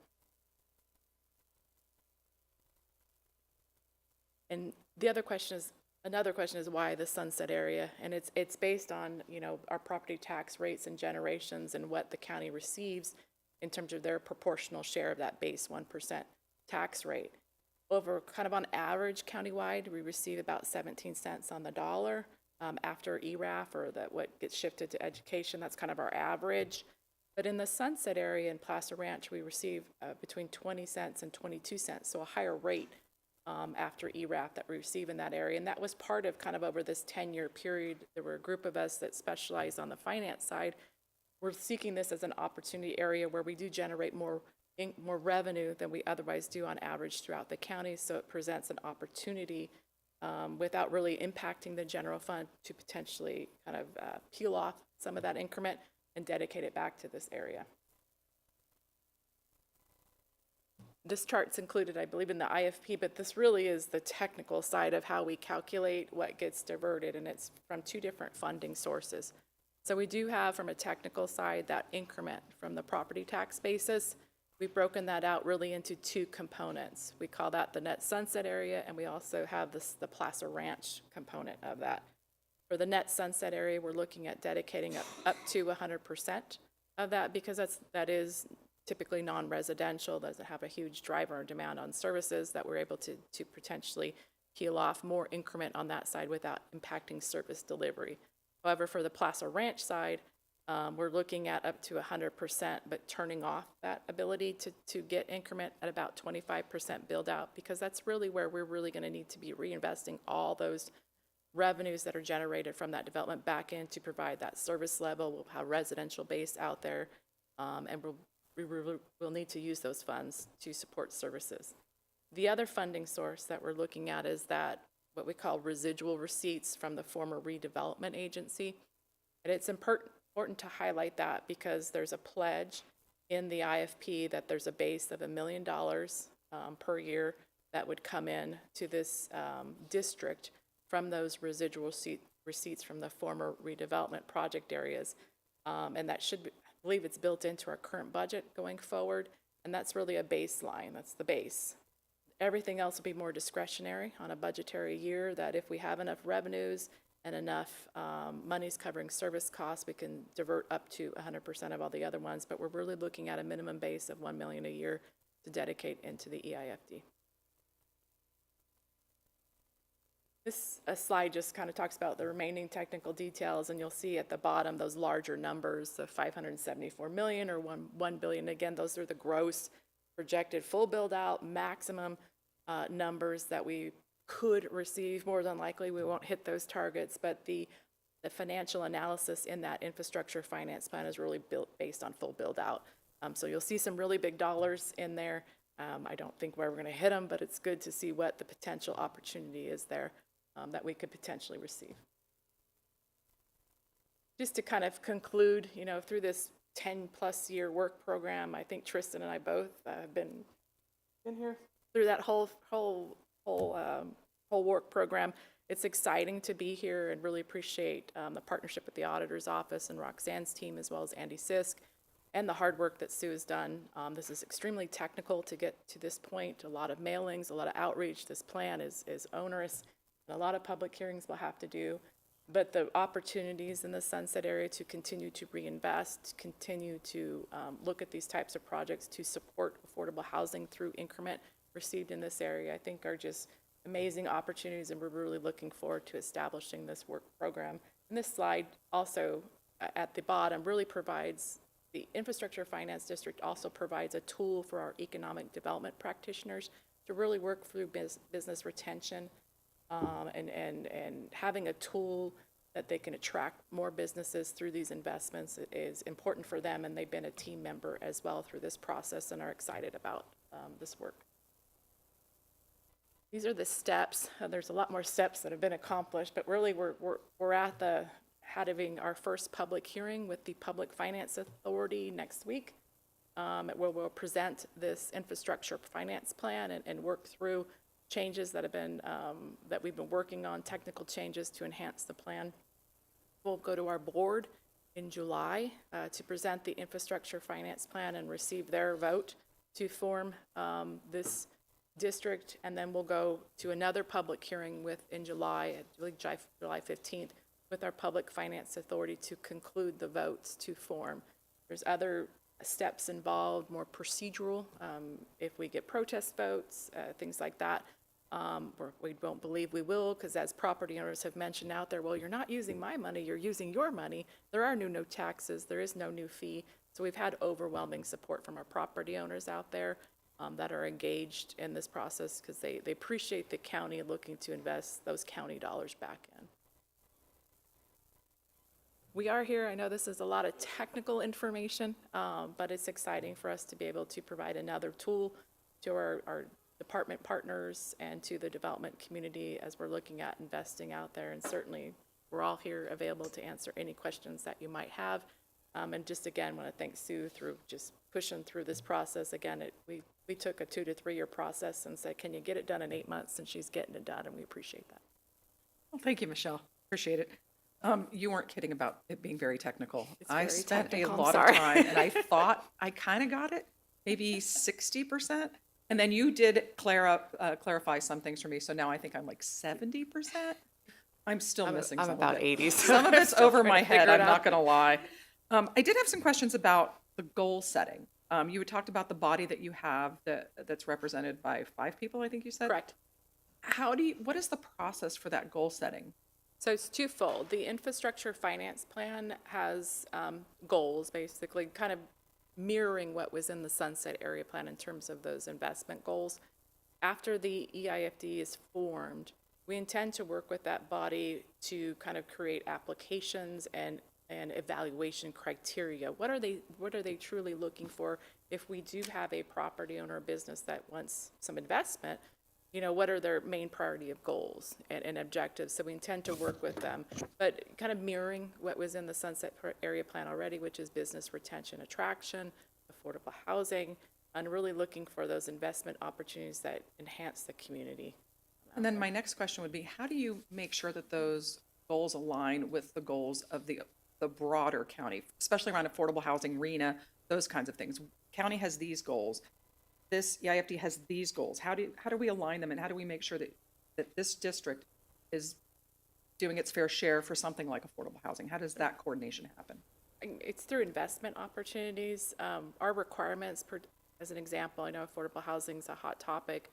If we look at investing for affordable housing, the requirements mirror redevelopments, 55-year deed restriction, the type of affordability levels are similar to what we would have done in affordable housing, which enhance and help meet the objectives of RENA. So it does align. It's not exactly the same, but that our requirements for investment mirror the needs. It's just, generating enough increment to really do a project might take a little time. That was my question. Yeah. It's a time process. It's really, how much annually will we get dedicated? At a minimum, it's $1 million. At the discretion of our budgetary team and recommendations for our board, it could be more, because they do have that latitude with the language up to 100%, and it's really just based on each annual budgetary process how much gets dedicated back over to this area. But we did set a base of $1 million. So is this a true statement? Since redevelopment doesn't exist the way it used to, since it's changed into this new model, is there less financial decision-making happening because it's constricted into this one area, or is it the same amount of financial decision-making? It's just only particular to this particular area? Because you do it all for the county, right? Not just... Correct. It's similar in terms of decision-making process, except that this bucket of funds is concentrated, and we're looking at what those objectives and investment to generate the highest yield or return. Return could mean increased sales tax basis, increased employment basis, increased affordable housing units, and that's kind of where we're looking at that return on investment. But it's a similar thought process that we would use for any other project as we're evaluating investment opportunities for. And I have one last question before I go to the commission. Your last slide where it says next steps, can you go back? Yeah. So the main decision-making bodies here are the Public Finance Authority and then the Board of Supervisors. Correct. Okay. Both. Yeah, and our main decisions will be in July, and then the rest is more procedural processes to effectuate the formation. Okay, thank you. I'm still at 70%. Did I get it right? Wait, I'm going to ask, any other commissioners have any questions? I'll start down here. Yeah, Commissioner so on affordable housing, our project, or our RENA allocation had properties 0 and 0, 0. Are they within the EIFD boundaries? Oh, good question. So there are the properties identified in the housing element inventory specific to Placer Ranch are within the boundaries of the EIFD. I think there were several properties identified in that inventory, so there are a few. Okay, but In not addition Placer to, County's. I'm sorry, I in think- addition to the Cincinnati Avenue properties, which were rezoned properties as part of the RENA rezone effort, those are also included. They are included. They are Okay. included in the district, correct? Commissioner Watts? I just had a comment and then a brief question at the very end. This is very exciting to watch this. I worked on some of the very early IFD before enhanced, and including some of the enhanced bills. So it's exciting to see this being put to work in a hard, thoughtful process you're going through. It's very obvious you're taking this on in a very serious way and coming out with a good product. The only question I have is kind of a weird one, so I'll just throw it out there. The boundary showed the interchanges on 65 contained in the boundary of this. Is that just to make sure you've got a way to cover improvements there in the future? It just seemed like that should be somebody else's job. There we were, the boundary, I'll flip back to the map, I know what you're talking about. They're currently in the boundaries of the Sunset area, so we tried to align the best we could with the boundaries of the Sunset area. Okay, Um, right. Our primary investment is always within the boundaries of it. It doesn't preclude you from investing outside of it. So as an example, if you're tying into a sewer line that the tie-ins in Roseville, you can still do that project with certain findings. But really the impetus of the investment is to support the Sunset area. But yeah, we just tried to align the boundaries to the current boundaries of the Sunset area. And I guess if there was a future need to do something to one of the interchanges, they'd be in, whether they were in the boundary or not within the boundary, you'd be able to spend some of the money on that if you had to, make a dollar match or something. You can expend the monies outside the boundaries, but you have to make findings of benefit, so to speak, and of community-wide significance. Why does that investment support your objectives for this area? You know, as an example, affordable housing, you do a project outside the boundaries. We just have to make sure we're thoughtful and why. And using these monies, which are really generated out of Sunset, how does that benefit the Sunset area? And that's part of why we do want to work with our Public Finance Authority in setting up that application process and evaluation criteria, because there likely can be projects such as that come in. Thank you very much. Commissioner Beckler? Yeah, I had a couple questions. It's sort of fascinating, and some of it's way over my head too, but just a couple, just so I understand it.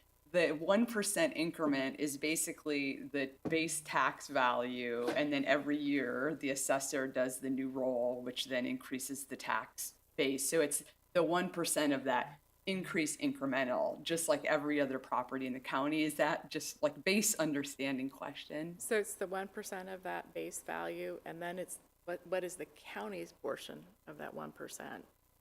That's what we're looking at in this area. So we don't get the full one. We get on average 20 to 22 cents after shifts to education. side of it. Education. Yeah. Okay. So it's that smaller pie. Gotcha. Okay. And then I did have a similar question on the outside boundaries. So I noticed open space was a potential thing that you can acquire. So because the Placer Ranch or Placer One, I think it's one and the same, right? Yeah. And then Sunset area has a sort of a regional footprint impact. Could this financing district be used to acquire open space or in concert with the PCA to sort of create a benefit, one for the people living there, but then a larger benefit for the county? So is that something that could be done, or is it sort of on the edge? So as an example, if we had a roadway or a project, let's say we have a user come in that I want to construct warehousing space, and I need to have you help me with the sewer line, but I have an impact. I need to mitigate that impact with through the PCCP. You can look at investment in terms of helping to finance their fees and things like that, that contribute toward the purchase or preservation of additional open space areas. Those are the types of things we'd probably be looking at, kind of looking at it more from a project basis. How are we supporting this type of project? And then what are they asking us for from financing? It could be mitigation fees and things like that.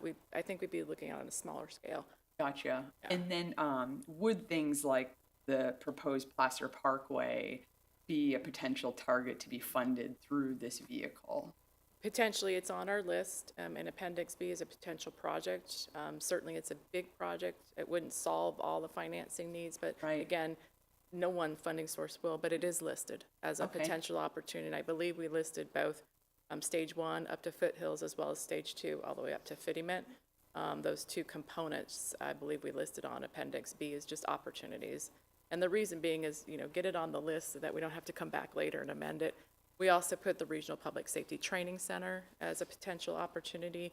We put anything we thought of that's going on in that area that could be a regional, community-wide significance, a potential opportunity. Doesn't mean we're going to invest there, but having it on the list makes it a little bit easier. Right, okay. And then how is that Public Financing Authority appointed? Who appoints them? You said there was 3 board members and 2 public members. How is that decided? It was appointed by the board. So 3 board members, which are appointed by the board, is D1, 2, and 3 right now. And then our 2 public members we did a solicitation to out in that area to see if anybody, we got applications. We went through the applications, provided a recommendation to our board, and they serve a 2-year term. And so our intent is to continue every 2 years to seek. We want the businesses out there to be a part of this and educate themselves as well. And we had a good solicitation of practitioners and one business in particular that we were excited about. We usually don't get a lot of folks that provide applications, but every 2 years we're going to have to go through that for the public member seats. Otherwise, the board appoints the board members and they stay on. Okay. And then the dollars that are taken from the incremental portion of the county's tax piece, is that reinvested? So like in the PCA, the PCCP body, the independent body, those dollars are sort of held with the Placer Community Foundation and then invested accordingly to try to get a return on the dollars for the long-term management of the PCCP area. Are these dollars invested, or is it just held in a pot of money? There's no investments to try to get more return on that base value, or how does that work? It's held in our fund, and we would certainly be earning interest off it, but it's not, because we're not looking at maintenance and those long-term types of obligations, which probably warranted why it's not as complicated as the Gotcha, PCA. because it's like the one-time upfront investment versus maintenance long-term. We would hold it, and I'll come back. Chris, I don't know if you want to answer this one.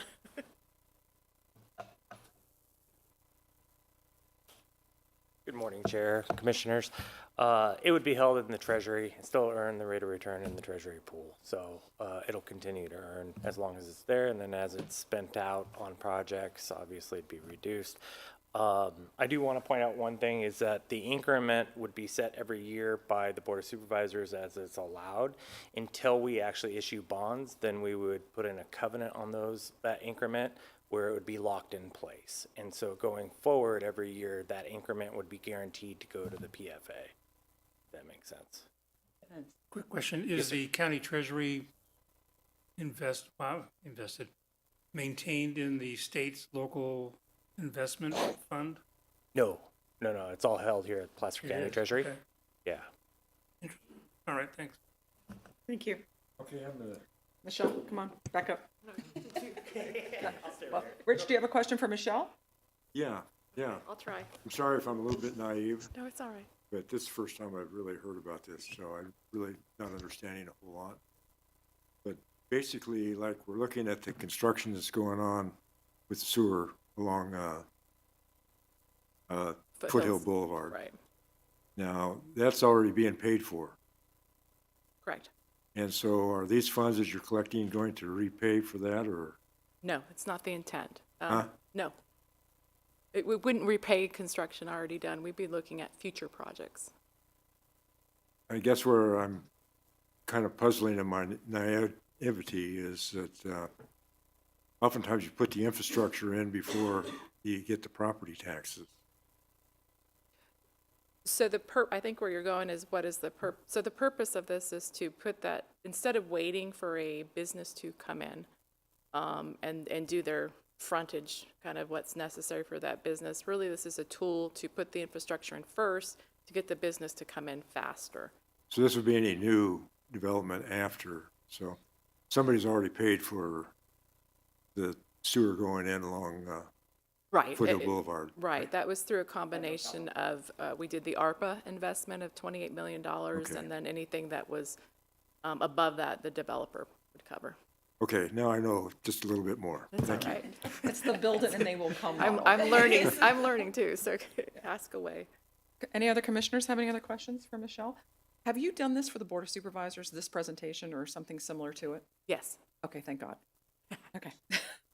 We appreciate any time you'd like us to come back. So just to conclude, we do, once it's formed, we'll have an annual report and things of that. But if you ever have any questions, feel free to reach out. We're happy to come back and share information with you and the progress. We have an amazing team internally. We've got a lot of smart people that are smarter than I am, that have really worked hard to put this together. And we have outside counsel and consultants as well that are leaders in our industry that are supporting us and guiding us along the way. And just thankful for everybody's help. It's a big lift and a big hurdle. This was very illuminating. We really appreciate it because we hear about it all the time, and you have presented before, but not to this level of detail. So this was super helpful and confusing. It was both. Yeah, and the only other comment, I think using the other examples too, I'm very familiar with the Aggie Center because I teach there every other weekend, but like having that kind of ability to invest in an area to be able to build it, and there's obviously, I'm sure, plenty of people that may be concerned about that, but funding it through the sort of region or the localized area, I think is actually, it's really smart. And to me, it doesn't have as high of an impact on sort of the other folks that living in the county. So it seems really smart. Yeah, we appreciate it. And again, anytime we're happy to come back. Thank So, you. Thank you. Thank you, Michelle. I'm now going to open this up for public comment. Is there, I don't see anybody in the audience that's here for public comment. Kelsey, do we have any ADA accommodations online? Yes, we have a hand raise. All right, let's go to public comment. Dan, go ahead and unmute your mic and give your comments. Good morning, Commissioners. This is Diane Louise Alessi from Christian Valley Park Community Services District. 60 years in Placer County next month. I'm with the rest of you. This is very, very confusing, but I guess I'd like to have some clarity about how many consultants and firms and so on and so forth are going to be taking part in this. And in these projects, I mean, very often they become captured through HOAs.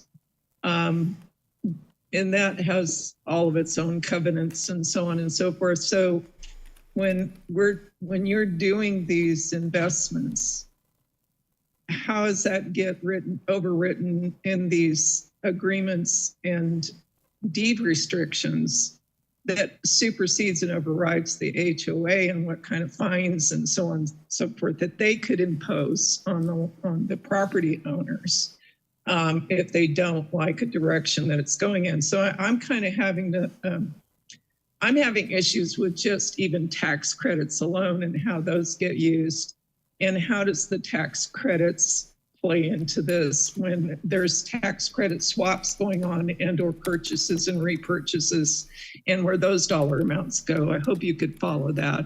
I just probably made it even more confusing because it is confusing my brain, but I would appreciate a little bit of illumination on that if you're able.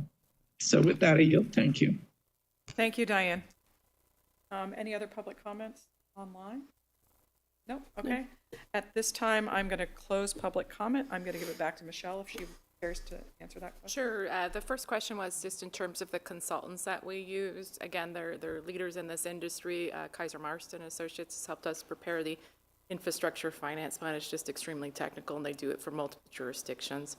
We also use Jones Hall as our outside legal counsel, and again, they're industry leaders. And because of the technical nature of this, they just provided extreme amount of advice and guidance, and we're very thankful for it and keeping us on track and pursuant to the codes to make sure we're following the process. We've got a great team.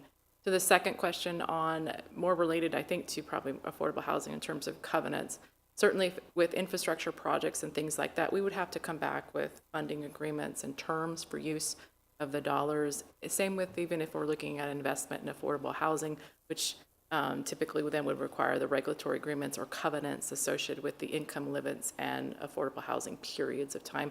We tackle that kind of as we get there and what those covenants are by particular deals and what the structure of deals are.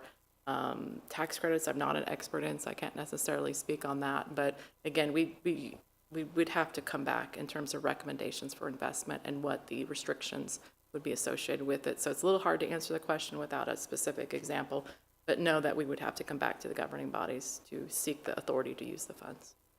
Thank you. This was all very helpful. Anything else from Christian? Thanks, Michelle. Sure, of course. Thanks, team. Thank you very Appreciate it. much. Great job. All right. The last item on our agenda today is a presentation to the Planning Commission on Senate Bill SB 330. There is no action requested, and the presentation will be provided by Deputy County Counsel Hannah Kreuser? Kreuser. Very close. And Supervising Planner Callie Kettinger Cecil. Welcome. Good morning, Chair Dahlgren and Commissioners. As mentioned, my name is Hannah Kreuser. I'm a Deputy County Counsel. I have with me Callie Kettinger Cecil, Supervising Planner, and we're here to discuss with you SB 330. Just to kind of give you a roadmap of our presentation, we've kind of broken it into two parts. The first part, we're going to be addressing the law underlying SB 330, and the second part will be the practical application of it in Placer County. And so with that, I'm going to start in on the legal discussion. I will just mention that this is by no means a comprehensive discussion.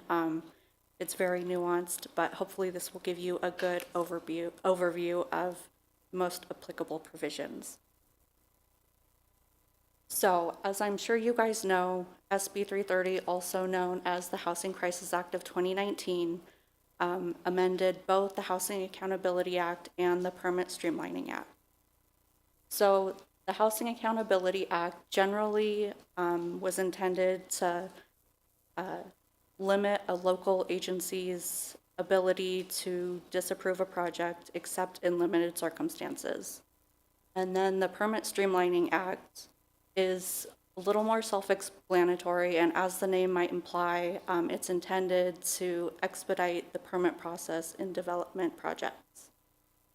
And just to note that since 2019, there have been other laws enacted that have impacted some of the changes made by SB 330.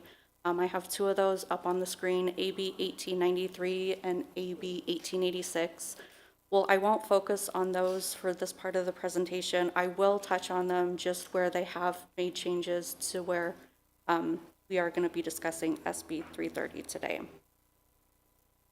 So with that, the first question I'm hoping to help answer for you guys is when SB 330 applies. Or I might say, what projects does it apply to? So SB 330 applies to housing development projects, which is defined in Government Code Section 65589.5H2. And the chart on this slide tries to help to break down the projects that would qualify and those that wouldn't. But generally, it will apply to projects that contain a specified amount of residential use. I do have two comments about this definition. The first being that AB 1893 did expand this definition, and now it includes more commercial residential mixed-use projects than under SB 330 when it was originally enacted, and has added farm worker housing to the definition. And also, I'll note at the bottom where it doesn't apply to one single-family residence projects, for purposes of the Housing Accountability Act, that is correct. However, when we're talking about other areas such as the Permit Streamlining Act or the 5-hearing limit for housing development projects, which I will touch on later in this presentation, one single-family residence would count as a housing development project for those purposes. So, the first idea I want to discuss with you is that of the preliminary application. And while Kelly will go into more detail on the actual process behind that, I do want to highlight a couple of the legal implications of the preliminary application. So first, the law considers a preliminary application submitted if it includes all of the elements required by Government Code Section 65941.1A and the permit processing fee has been received. This doesn't require the county to affirm that it has been submitted or make any kind of determination that it is complete. And just to give you an idea of what some of those 17 elements are, it would include things like the location of the project, as well as like the number of parking spots, or if there's any special species found in the project area. So second, and probably the most important thing about the preliminary application is once it's submitted, that submission will lock in the development standards that are applicable to that project, which means that even if the county enacts a new ordinance or adopts new development fees, those won't be applicable to that project. There is a qualification here, however, in that if a development application doesn't follow the preliminary application within 180 days, then that preliminary application expires. And so the developer would lose those locked-in development standards. So next, assuming you get through the preliminary application step and you enter the development application step, once the county has received that application, there are mandatory deadlines that must be met. And so one of them is the county's review of the application for completeness. And within that 30-day period that county has for review, they have to provide a written response, either confirming that the application is considered complete or provide a listing of the information that is missing from that application. And an application can only be considered incomplete if it's missing information that's been listed in that publicized initial application checklist. However, regardless of whether or not the application's complete, if there's no written response, then the law will deem that the application is complete. And I will just also mention that any resubmittal would go through the same process, such as if they were providing additional or missing information. And also, I will note that if the project, as it's been described in the preliminary application, changes by more than 20% in terms of the number of residential units or the square footage, then the preliminary application will have expired. So you're looking also for consistency between the preliminary application and the application. So next, assuming that you do have a complete application, it's required that the county review it for consistency with objective planning standards that will be applicable to that project. And if no inconsistencies are noted, then that project is considered consistent with those standards. So it's very important to keep in mind that with very limited exception, if a housing development project is deemed consistent with those standards, it cannot be denied. And those limited exceptions are based on public health and safety concerns that cannot otherwise be mitigated, which, as the legislature has written the law, they're intended to be very rare circumstances. So that kind of begs the question, what exactly is an objective development standard? So objective is defined in Government Code Section 65589.5H9, and I will apologize, I do have an error on this slide. I refer to subsection H8 as opposed to 9. However, and so under this code section, it defines objective as involving no subjective judgment on the part of the public official, and also it's uniformly verifiable and relates to external and uniform benchmarks that are available to both the applicant and the public official.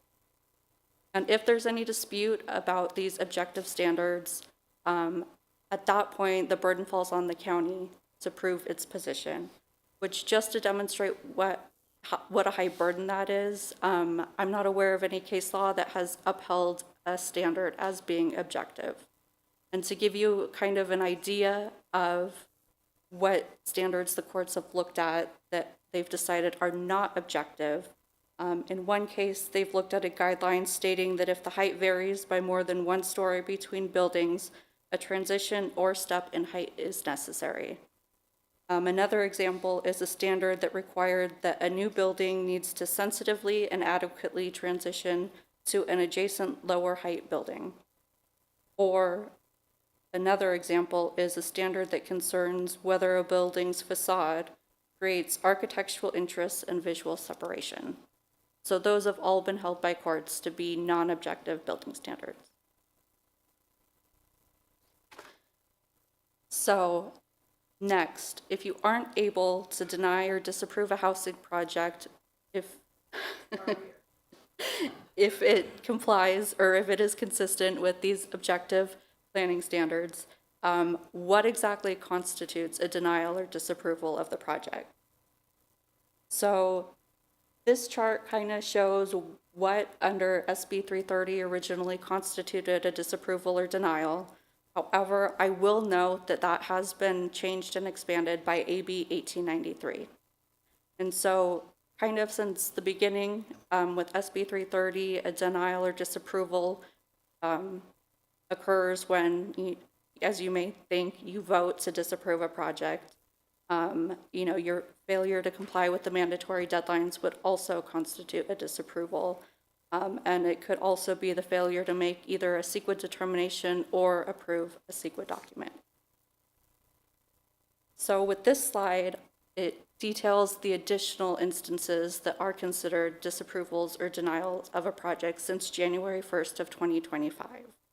As you can see, this is much more expansive.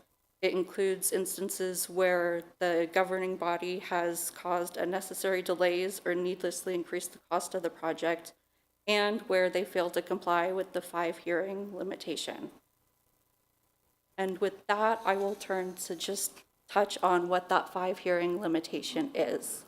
And so this is provided for under Government Code Section 65905.5.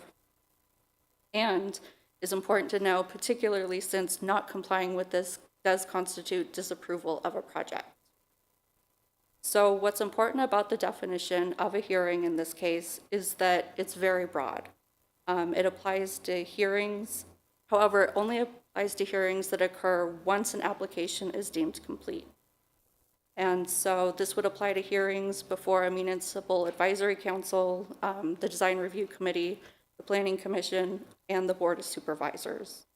And what I will note is that particularly interesting is a continued hearing does count towards this 5-meeting limit.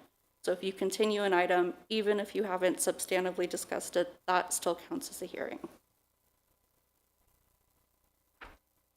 So one of the other questions that also comes up is what SB 330 did with CEQA. So just to be clear, SB 330 didn't make any changes to CEQA. Housing development projects are still requiring environmental review. However, there are areas where these two bodies of law will intersect that it's important to be aware of.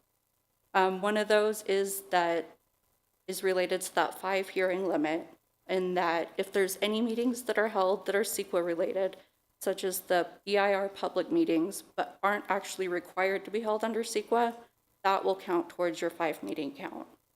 And then, of course, the failure to make a CEQA determination or the failure to approve a CEQA document can constitute the disapproval of a housing development project.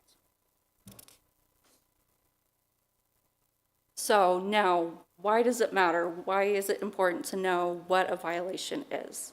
So that's because the legislature has provided teeth to the law, meaning that there are penalties that the county could potentially be subjected to if they violate the Housing Accountability Act.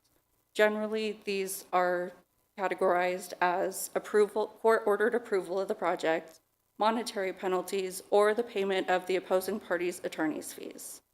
And to note, AB 1893 has broadened the enforcement and penalties associated with these violations. So, I've really been focused on just the law so far. However, before I turn this over to Callie to talk about the practical application, I did just want to share a real-life example of SB 330 at work. So in about 2022, the city of Elk Grove disapproved a housing development project.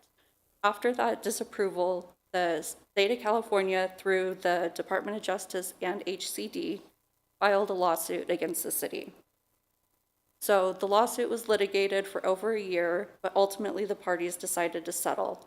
As part of that settlement, the city of Elk Grove agreed to pay a significant portion of the state's attorney's fees, agreed to be subjected to continuing monitoring and reporting for its compliance with California housing laws, as well as agreeing to approve the project, albeit at an alternative location, and to identify a location for another low-income housing development.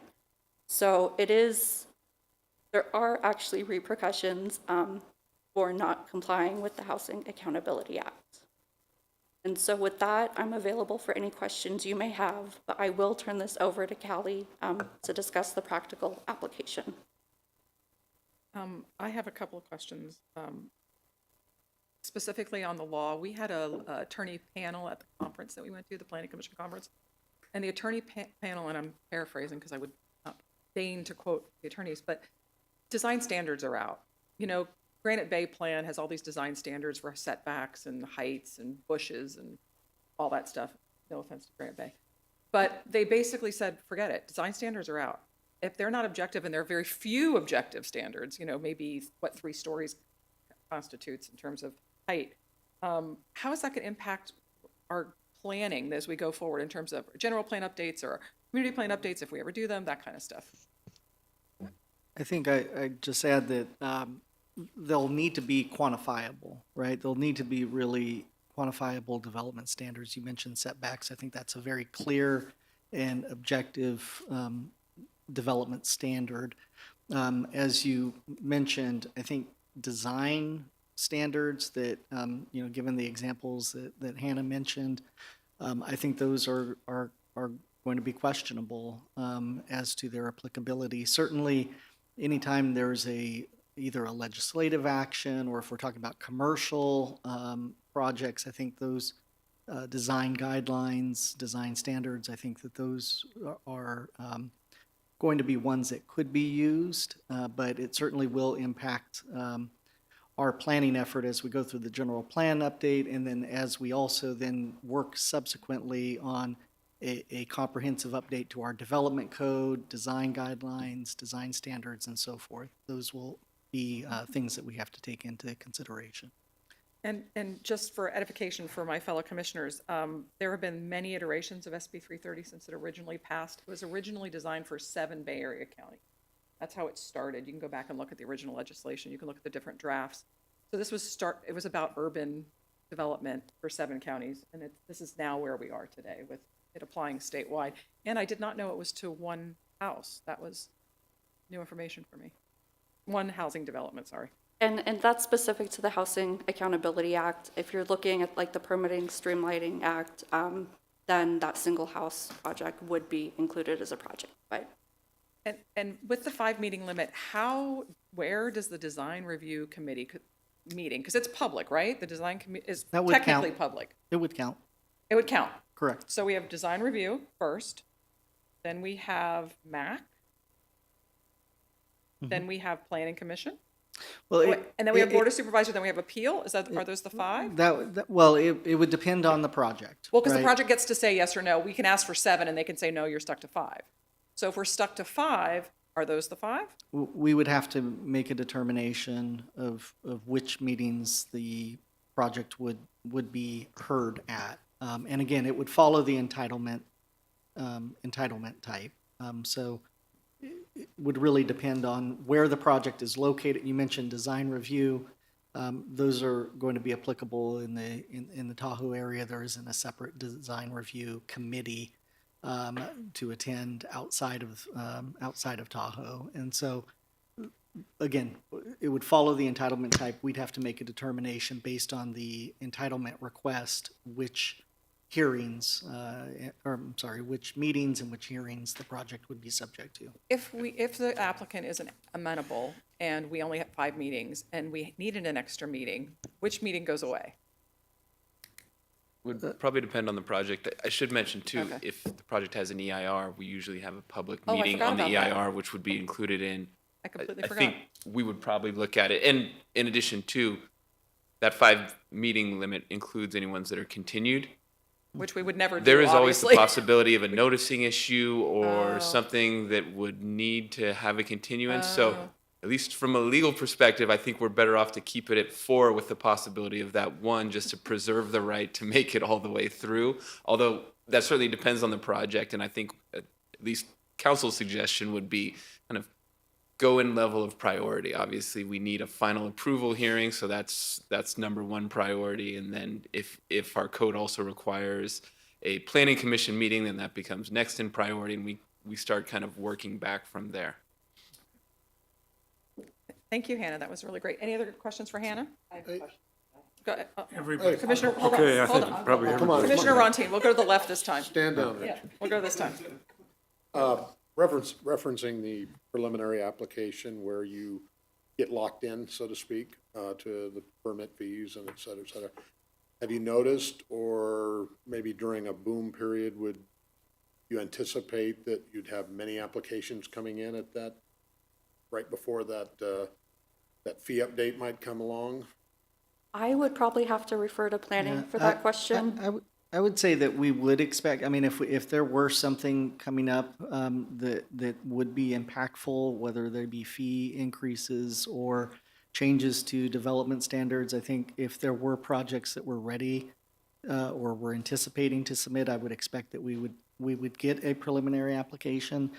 I would note that we've received very few preliminary applications, and also that I know we've discussed this before, but a project is not required to submit a preliminary application to take advantage of the provisions of SB 330. So it does, the preliminary application provides incentives to an applicant to, lock in development standards, lock in fees, but all of the provisions that Hannah reviewed, subject to SB 330, are applicable at the submittal of a planning application if they did not submit a preliminary application beforehand. Yeah, I think the concern from county staff would be if you did get that flurry, you've got 30 days, right? Right. So staff would be working overtime, I guess. Yeah, I would say that, but I think as well as Hannah mentioned, and perhaps Callie will, with her slides that she'll review, with the preliminary application, there really isn't a whole lot of analysis that's conducted by staff. It really is just a review to make sure that they've submitted everything, and there's no determination or analysis required on staff's part for a preliminary application. As Hannah mentioned during her presentation, once they submit a planning application subsequent to the PA, that's where a full analysis has to be completed within that 30 days. And if not completed, the application is determined to be complete and consistent with all applicable policies. So the PA is really a checklist. Correct. This is submitted, this is submitted, this is Correct. submitted. Correct. And a method to lock in for the Right, applicant. right. Yep. And I would, oh, pardon me. I would just add on to what Chris was saying. Once the preliminary application is submitted, it's essentially good for 180 days. So I would imagine if, the rush is to get your preliminary application in just to preserve those standards, there wouldn't be people trying to get the application in immediately after that, which may alleviate the work for staff. One thing that's also worth thinking about, normally you see more preliminary applications when the county is in the process of changing some ordinance that might directly impact that project. Then you would see it come in. But if there is really kind of nothing on the horizon in that next 3-4 months that the county is doing, there's less of a need for the preliminary application. Commissioner Watts, did you have a question? No, it was answered. Okay, Commissioner Johnson? Yeah, I guess that there's discussion of objective development standard. Now, I remember when the county came up with some development standard for affordable housing. And so I guess if I'm reading this, and that's no longer perceived as being objective? No, Go ahead. I would just indicate that when we put together our objective design standards manual, that we believe that they are objective design standards. Now, that that hasn't been challenged yet. It could be challenged in the future, but the effort on our part was to ensure compliance through creating objective development standards. Okay, so then if somebody comes in and wants to build multi-million-dollar homes under 330, then that county standard would prevent them from doing that, right? No. No? No. No. They can come in and build multi-million-dollar homes under 330? Sure. Sure. Yeah, it applies to all. As Hannah mentioned during the presentation, the projects that are applicable or that are covered under SB 330, they're housing development projects, or it doesn't have any connection to the affordability of a project. Okay. A little puzzle in my mind there, but I guess. I guess what's missing here is the whole purpose of the original legislation was to build more, build faster, and not let the governmental bodies slow the process down. It was to eliminate NIMBYism. So it didn't have anything to do with affordable housing then? Okay. Well, I guess I am corrected then. Okay, another thing, it's just a wording issue, I guess, but if I can find it here. On denial or disapproval of a project, it says item 3, if upholds an incomplete determination on appeal when a reasonable person would conclude it is complete. So what does that mean? That's a great question. And part of the lack of clarity here is because this law was it just became effective in January. So there hasn't been, I was unable to find any court cases that discussed what exactly this meant. But, you know, generally speaking, if you're looking at the language used, I would imagine it refers to a situation where, you know, looking at the set of facts and the standards applicable, a decision was made to uphold the appeal when it's pretty clear based on the facts it should not have been upheld. Okay, thank you. Yeah. I can go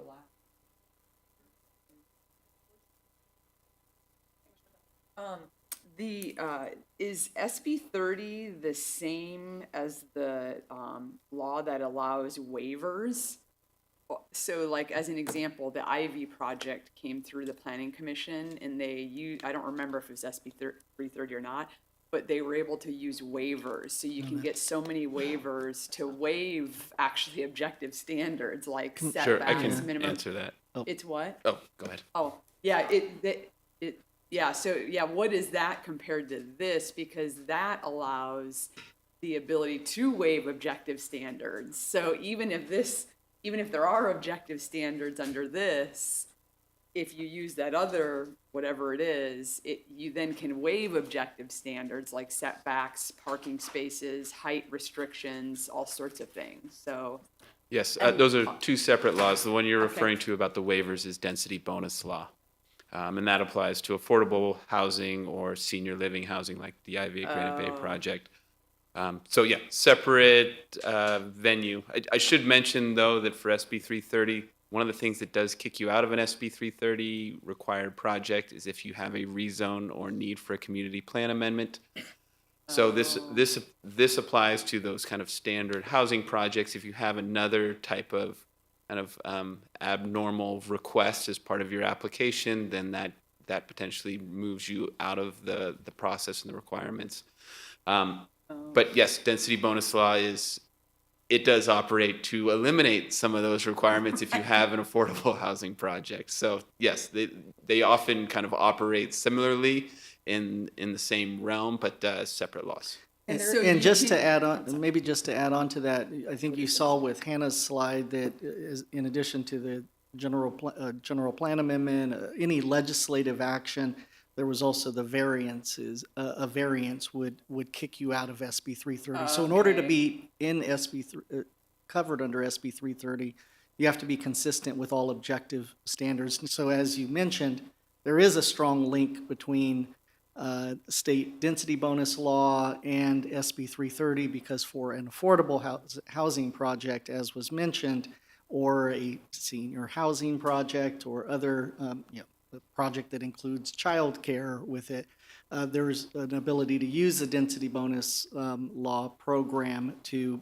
waive or have concessions for development standards. So they are linked pretty closely. Right, but it sounds like, just to make sure, so if a housing project was to come forward under the guise of SB 330, it absolutely has to not ask for variance, general plan amendment, zoning change, even if it has an affordability component or a senior housing. Can they use both to eliminate that? Does that Yes. make sense? I can take that.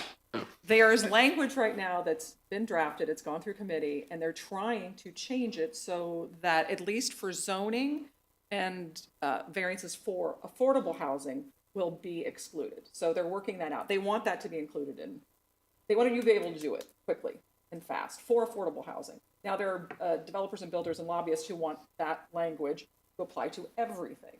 So it's working its way. So And right, just to follow up on that, yes, if you have a certain level of affordable housing that then gives you a waiver, then you're not subject to that requirement, so you Yes. can still pursue SB 330. So if you have a project that violates a community plan, but it is affordable, so then you get a waiver of that community plan requirement, then that removes you out of needing a community plan amendment, so you can still pursue an SB 330 project. Oh, you can and the do one- that today, and you're I would say saying- the one caveat is that the property does have to be zoned appropriately, and it has to have a designation in the general plan or community plan that allows for that project to move forward. Would there anything, if they went ahead and got the zoning changes and they got preliminary approval, they could still take that development application and turn it into an SB 330 project? They don't have to do it the front end. They don't have to do a preliminary application for 330. They can go right to a development application. If they've already got the zoning changes, then they can make it a 330 project, right? Alex knows a lot about this.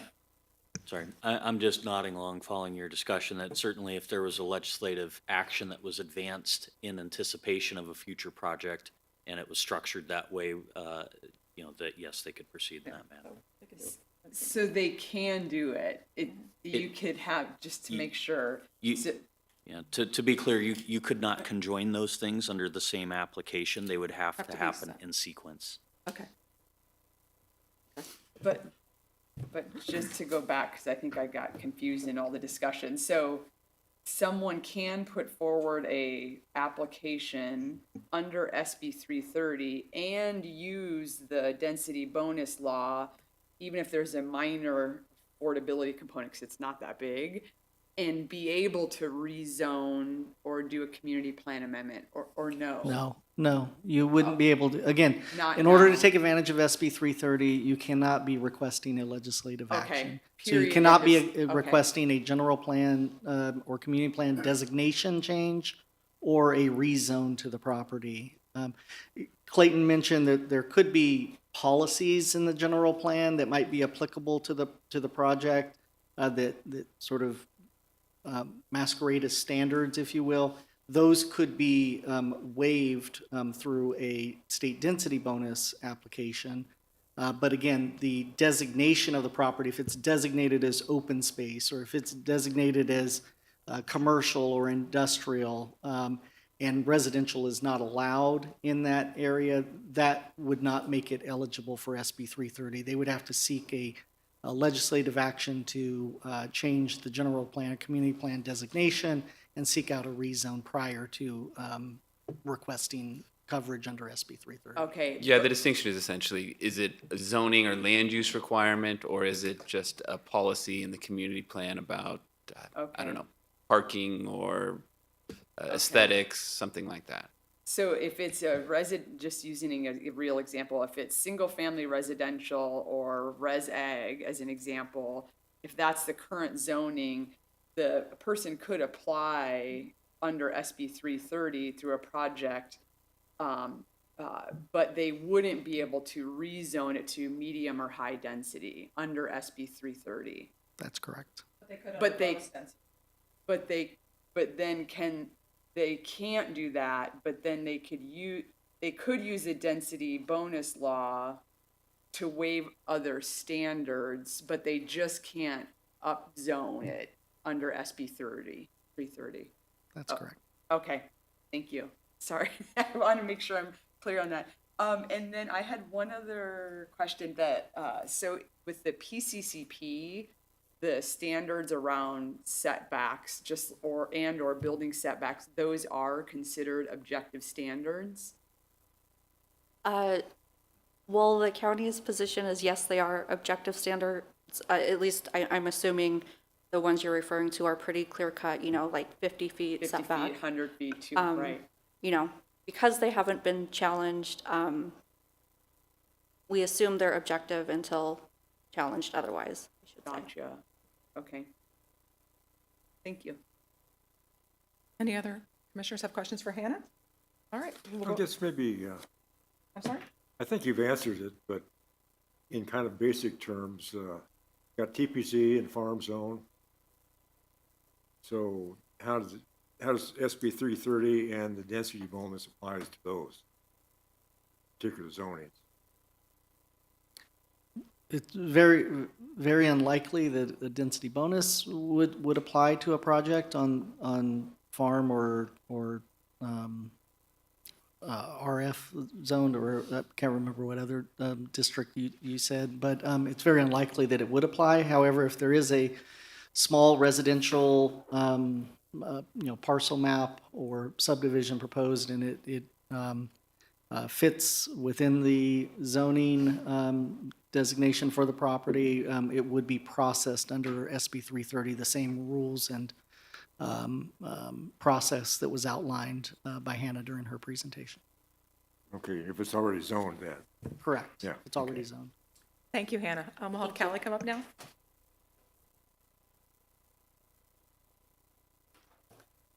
All right. Good morning, Commissioners. Chair Dahlgren. My name is Callie Kettinger Cecil, Supervising Planner with the Planning Services Division. Thank you, Hannah, very much for the legal overview of SB 330. I'm going to go into the actual processing of these permits, provide some insight into what it means as a planner when we receive one of these applications. What does that process look like? So some of this information will overlap with the information that Hannah provided, but it's really in the context of permit processing and application here in the Community Development Resource Agency. So as has been discussed, SB 330 is applicable to residential subdivisions, multifamily projects, mixed-use projects. There's a couple others, including farm worker housing and transitional housing, that this applies to. For clarity, it is not specific to affordable housing. It is any type of housing project. So a 10-lot subdivision could fall under SB 330 and submit the preliminary application. SB 330 enables early project review, so it provides consistency and predictability for a developer. And as Chair Dahlgren mentioned, the intent behind SB 330 was to really speed up development projects, limit a jurisdiction's ability to impose new restrictions or standards during a development process that would result in a longer time frame or perhaps inhibit a project to move forward. So this next slide, this is a little busy, but I think it'll really provide an understanding of what this development process looks like. So the first step is getting that preliminary application. The applicant would submit that application and supporting materials. That submittal initiates a 30-day review where staff then confirms that all of the information is included. If it's not included, then staff provides a written memo back to the applicant detailing what information needs to be included. So for example, if a project is saying that they are consistent with the community plan, the Planning Division analyzes what has been submitted in the site plan and the project description, and we say, yes, this is consistent with the community plan, land use designation standards, or the general plan designation standards. It is or is not consistent with the zoning, for example. So there are 17 different items on that application. It's a pretty robust application in terms of the information that is requested up front. But it is a really preliminary review where we are just checking that information to ensure that it is correct. So for example, we will look at everything that's included on that application, make sure that things like the assessor's parcel number is correct, ensuring that what they are proposing is consistent with the zoning. So for example, if a residential 10-lot subdivision came in and they said, yes, we are consistent with the zoning, and then we say, well, you're actually zoned industrial, that's not actually an allowable use, we would say that is not correct. We would kick it back to them and say, this is not consistent with the zoning. So obviously in that case, it would be kind of an outlier because you would hope that your applicant would know and have an understanding that what they wanted to do is applicable in that zone district. But I'm just providing that as a very basic example of the information that we would be looking for. So once we have determined that all of the information has been submitted, then that vesting date is established. So that vesting date is very important because that locks in development standards and fees. So assuming that that project would then submit that formal application within 180 days, then they lock in those development standards. So if a jurisdiction does change a standard, such as a parking ratio or a height limitation, that would not be applicable to the project because they have locked it in by virtue of receiving a complete preliminary application and then submitting that formal planning application within 180 days. If, however, they do not submit that formal application within 180 days, then their vesting status expires and they have to start the process over should they choose to do so. However, if they do submit that formal application, that comes to us, and this is where the applicant, would submit application and supporting materials. Staff would review the technical information, ensuring that it's complete, or if it's not complete, if it's inconsistent, then staff prepares a memo outlining the information that would be needed. So again, this does result in some back and forth. It's very common for projects to have multiple submittals. An example would be if someone submits a site plan and there is perhaps a limitation or something in the community plan on that site, for example, a right-of-way of a roadway that's not shown on the site plan, we would ask that to be shown. If there was something, for example, in the biological resources report that staff knew by virtue of, perhaps we have information from mapping from the PCCP, and we know actually there's oak woodland and you're calling this grassland, you need to ensure that your biological report has all of the correct information based on what we know. And if that information is not there, then we include that in our comment memo back to the applicant. And we say, you actually need to provide us X, Y, and Z information before any of these technical reports are considered consistent with applicable regulations, guidelines, policies, et cetera. Once that portion of the application is deemed complete, then the environmental review is conducted. So this is when, for example, an EIR would take in the information from the technical reports and prepare that accordingly to the CEQA guidelines. So that environmental review, once that's complete, the project would be scheduled for public hearings. So it could be a zoning administrator hearing, depending on what the project is proposing and what it is, but it could also be subject to the Planning Commission. And so those hearings would be limited to that 5 hearing limit as identified within the law. After those hearings, the project is either approved or denied, because it is important to note that even if a project is submitted under SB 330, SB 330 does not guarantee approval.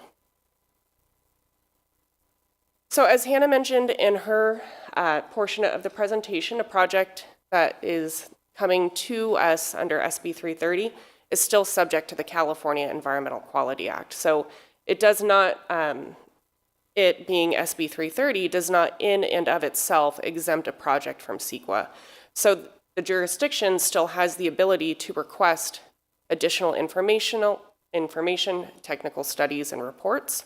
And some examples of that technical information include, but is not necessarily limited to, information such as a drainage report, a biological resources report, traffic impact analysis, noise analysis, elevations, and photographic simulations are just some examples of the information that would be reviewed for a CEQA determination. So we've talked a lot about vesting status and what it locks in and what it doesn't, and I think by virtue of the information that Hannah provided, as well as the subsequent discussion, that I think this group has a pretty good understanding of what is meant by that vesting status, but I do want to talk a little about it, about why it matters. And it matters because it does give developers predictability and legal protection. It helps expedite housing production by removing regulatory uncertainty. So if you are submitting an application for a residential project, you know from the get what's going to be required, and you also know that it's not going to change during the review process, which would result in increase of cost as well as increase of time of the overall process. The vesting status also limits the ability of cities and counties to block or delay housing projects through post-application rule changes. So those are those things like standards for parking, height, setbacks, et cetera. Vesting starts only when a project is deemed complete. So it's not based off of when the application was submitted. It's based off of when that application, that pre-application, was deemed complete. So I talked a little bit about what are we looking at in a determination of completeness. And as it relates to the planning application, it's a very thorough review. So we consider, is the information complete and is it accurate? Does the proposal comply with applicable standards from the zoning ordinance, the community plan, and the general plan? If the project is mixed use or multifamily, does it comply with the multifamily and mixed use design manual? And I do want to note that that manual is applicable to any multifamily and mixed use project regardless of the income of the ultimate residents of that project. In other words, it's not specific to affordable housing. And we also look at, is the project exempt from CEQA? CEQA does have exemptions, for example, for infill. So we would look at whether or not a project would be able to be exempt under any existing exemption. And again, if that application is incomplete, county staff prepares a very detailed memo back to the applicant outlining what exactly needs to be submitted in order for an application to be deemed complete. So what does CEQA not do? I've touched on it a little bit. It does not exempt you from CEQA, does not guarantee approval. It also importantly does not remove local review. There's still objective design standards that apply. It doesn't eliminate fees. A project is still subject to any required fees that have to be imposed on the project. It does not apply to all types of projects. So it wouldn't apply to a commercial project, wouldn't apply to an industrial project. It's really specific to residential projects. It also does not prevent opposition. SB 330 does not preclude a project from experiencing a civil action, getting sued, or getting appealed from a hearing body. So I think it's important to note that though SB 330 does enable quite a bit for applicants, it's not a free pass to ignore any applicable standards or guidelines. So with that, I conclude my presentation and I'm available for any questions. Thank you, Callie. That was very helpful. How many SB 330 projects do we have currently, either in the preliminary application or the development application process or design review process? I think off the top of my head, I believe it's less than 5, but I would look to perhaps Chris or Alex. I think we have maybe 2 active ones that I can think of. With a pre-application, you mean? Either. Yeah, I think with the projects that have a pre-application that are going through SB 330, I know of 1, maybe 2, or actually 2 that I'm aware of. But in terms of projects that are subject to SB 330, I'd say we have a great number of projects that are subject to SB 330. All of our minor land divisions that are residential would be subject to the provisions of SB 330. So we didn't put a count together. That's something that we could do and report back to the commission. But I'd say we have a great many number of projects that would be subject to SB 330. It's not just the ones that are subject to it, it's the ones that are doing it purposefully, that are coming in. Correct. So Under- for the ones that are purposeful, then that would be subject to a pre-application. And I'm aware of 2. Because some of the jurisdictions that we talked with down in the conference, they said most of the applications coming in for them, and these are probably more urban cities, are SB 330 preliminary applications because they want to take advantage of moving things through more quickly. Yep. So I don't know if, because of who we are as Placer County, that will soon become the case, or if Could we're be. just so different, that's not going to be the case. Could be. Thank you.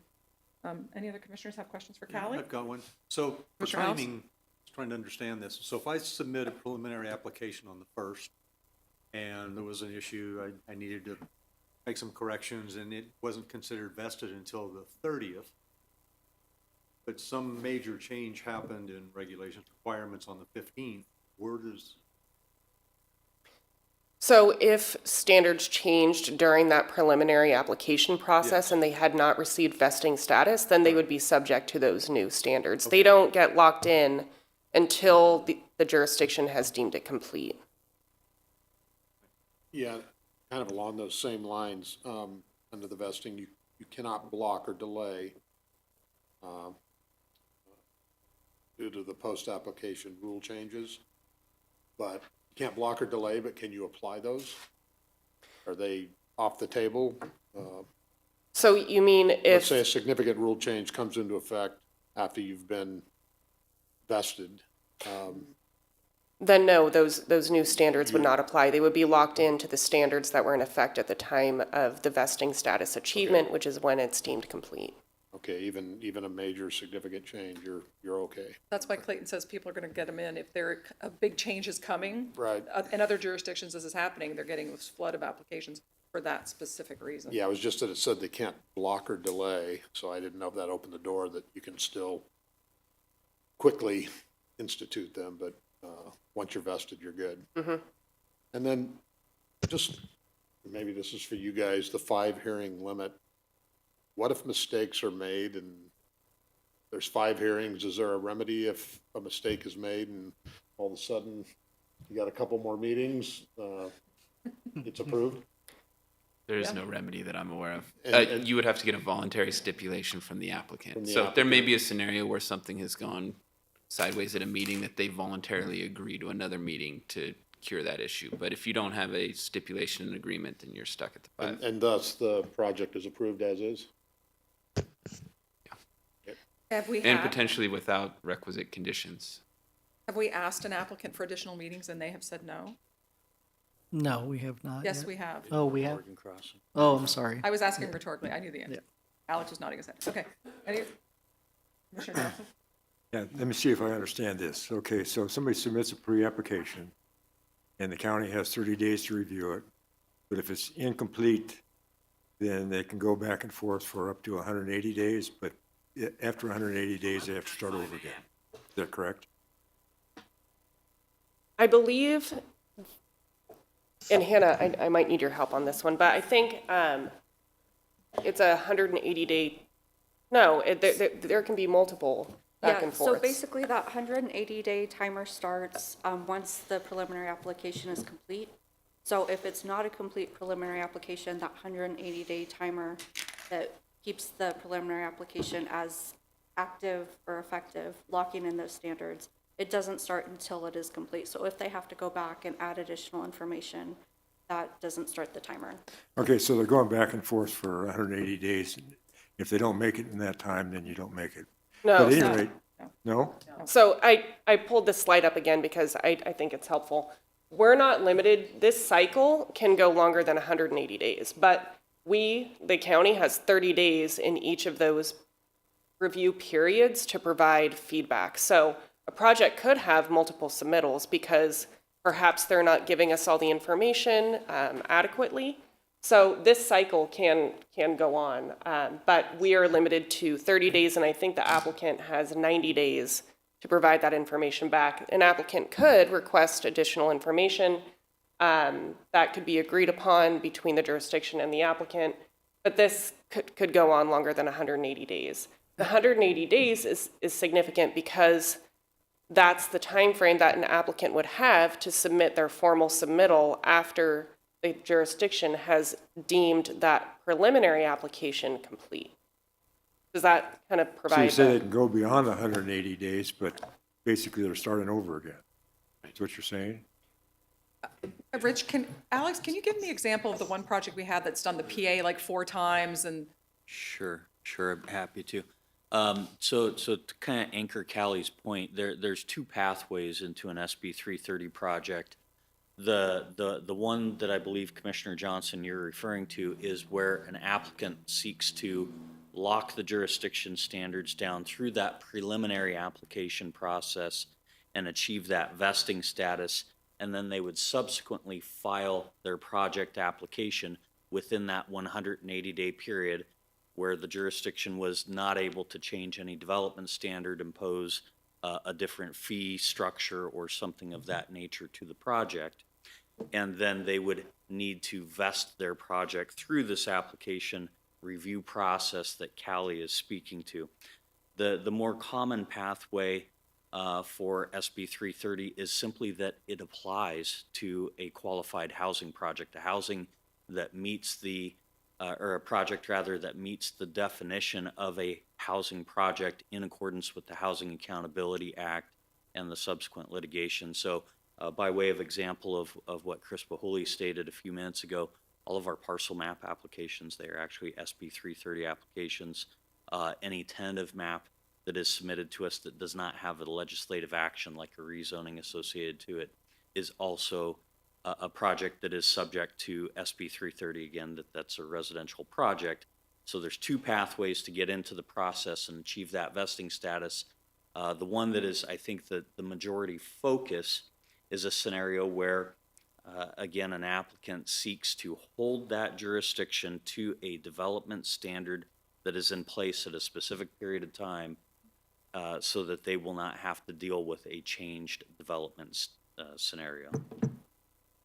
Okay. I sort of understand. I'll catch up. It's I a little think the nuanced. easiest way is that just think of it as draft in this loop. Yeah. It's a draft. It could go on forever. There's timelines, but then once you get out of the draft and everything, the checklist is considered complete, then the clock starts ticking at 180 days. Probably never happens, was there is a favorable change. Okay, once the well, the applicant's option. the vesting date is Basically established and has resubmit to happen before. Preliminary application, kind of start all over. If there's a legislative change that's beneficial, I don't know that there's ever been one. Yeah, so if there's a beneficial change, the applicant can certainly voluntarily subject themselves to the newer standard. And in that case, then we would apply that, but I'm guessing that case is probably pretty rare. Okay, so I'm still a little fuzzy on the 180 days, but I'll catch up with you sometime. Okay, so you have 30 days when the applicant submits his proposal, and you talked about an environmental checklist in the past, and that's when that's submitted? And that's also reviewed, is that correct? So that would not be reviewed with the preliminary application. Typically, when an applicant is submitting that preliminary application, it's just the high-level information to lock in that vesting status, so project description, site plan, and the complete application. When CEQA would begin is really when they submit that formal application, and we initiate that CEQA review. And so those CEQA timeframes are also associated with the review. I think a good example would be for like a 4-lot subdivision. We can get many submittals. Sometimes we need different information to be shown on the tentative map because perhaps access has changed, because they're not able to get an easement, or perhaps they need to provide more information on their biological resources report as a result of whatever change needed to be done. So there's still the environmental review, but that would happen during the planning entitlement review phase.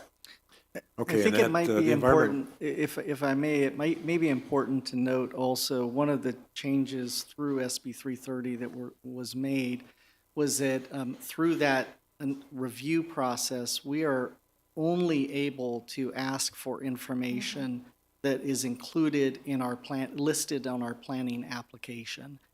So it doesn't allow for the jurisdiction to ask for additional information that is not included on our application. And as Callie mentioned, it's there's sort of two paths that we head down when an application is submitted.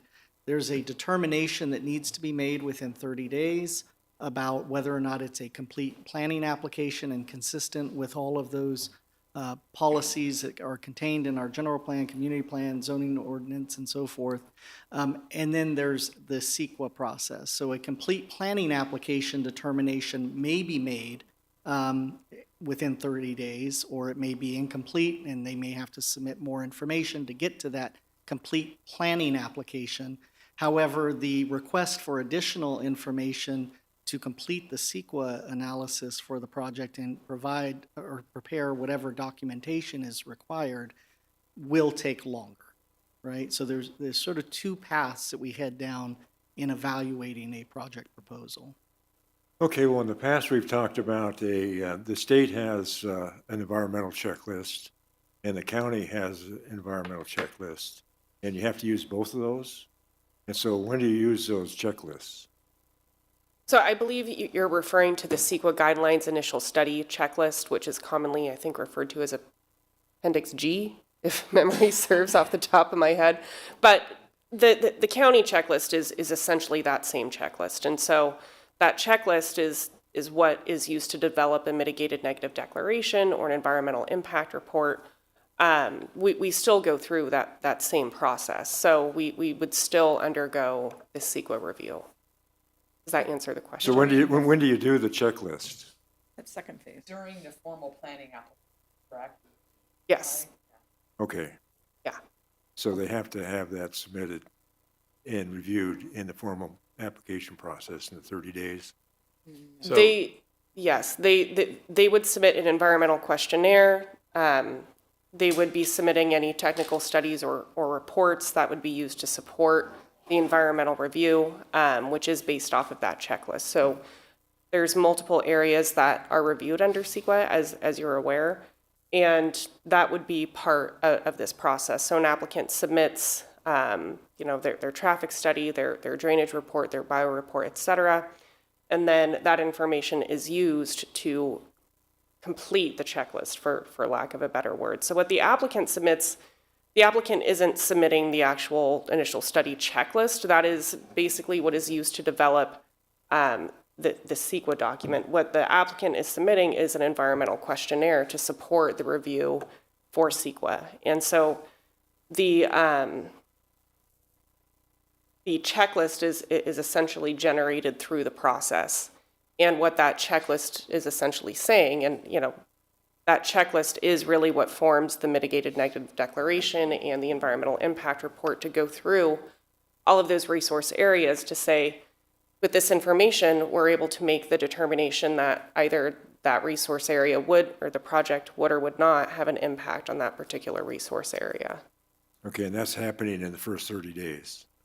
That's, so that, Just the checklist, not the environmental document? We're doing a comprehensive review. So that first application, that first 30 days, what we're looking at is whether or not that preliminary application is consistent with what they've submitted in their formal application.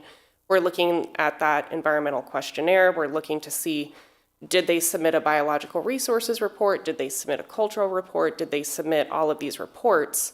And it's those reports that feed into the checklist. And that checklist will be prepared sometimes by staff, more often by a consultant if it's for an environmental impact report. So that checklist, I mean, yes, there is a CEQA checklist that's generated as part of the environmental document, but it's not necessarily a checklist that's submitted by an applicant. An applicant is submitting a complete package, and then that package is used to generate the environmental document. If I could just add to that a bit too. Okay. That CEQA checklist, it usually is submitted around the same time as the formal application, but it is not subject to the 30-day deadlines in the SB 330 process.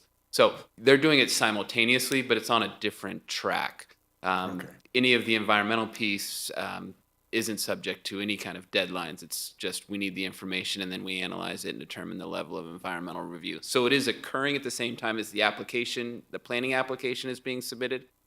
But the 30-day deadline for SB 330 is for the planning application only, not the environmental portion. Okay, that clarifies it, I think you appreciate that. Let's see the second question. Now, we have a 30 days upon first submittal. And so when we're getting down to the public hearings, is that another 30 days? So Or is- your question is, You're talking about five public hearings. No. And is that 30 days also? No, it's not. As Hannah mentioned during her presentation, if there is a different timeframe, which we wouldn't have with our projects, but if there is a separate action taken on the environmental document prepared, there are timelines associated with when the action must occur, but there aren't any timelines prescribed where it has to go to hearing within this number of days or that number of days. Again, it's based on the environmental document that is approved for the project. Okay, so So the 5 hearings, as long as it's not more than 5 hearings, is okay? Yeah, okay. Gotcha. I think I'm maybe 20% catching up, but I'm working on it. I have a couple just hopefully quick questions. Callie, what, if it's vested after the preliminary application basically met all the standards other than the environmental analysis, when it gets to the planning commission through this process, really what's our role? So I think historically, it's been, you take public input, there can even be compromise, I'm gonna say, during the hearing potentially. But is it really just hear public input, nothing's changed based on planning's recommendation, and that's it? Like, it sounds to me like you can't actually deny the project unless it doesn't meet the specific checklist items. Is that good?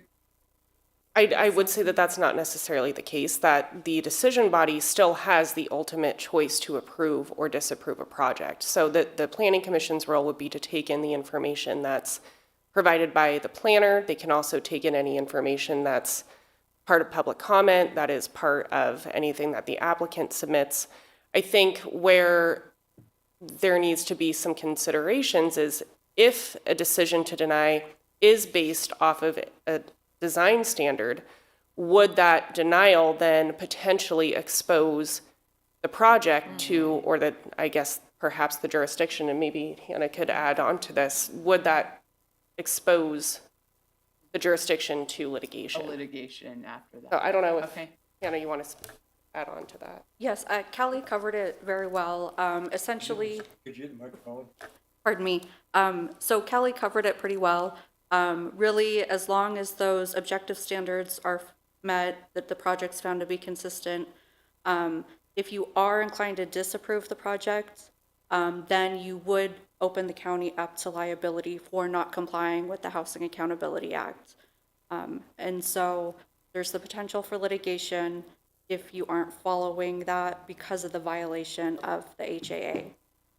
Okay, thank you. And Commissioner then, Beckler, if I might just add just a little bit to append to that as well.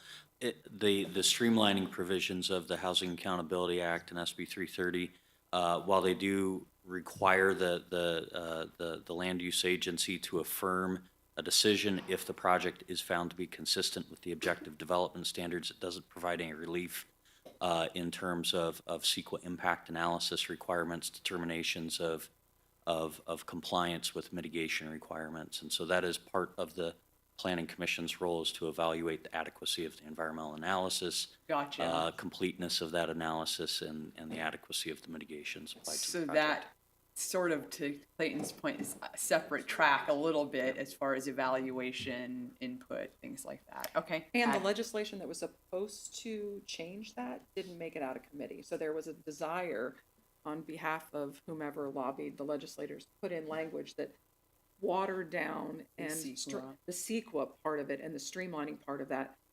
Even Governor Newsom was talking about doing that, but it didn't make it out of committee. 677 I think it was. So okay, we're here now. Okay.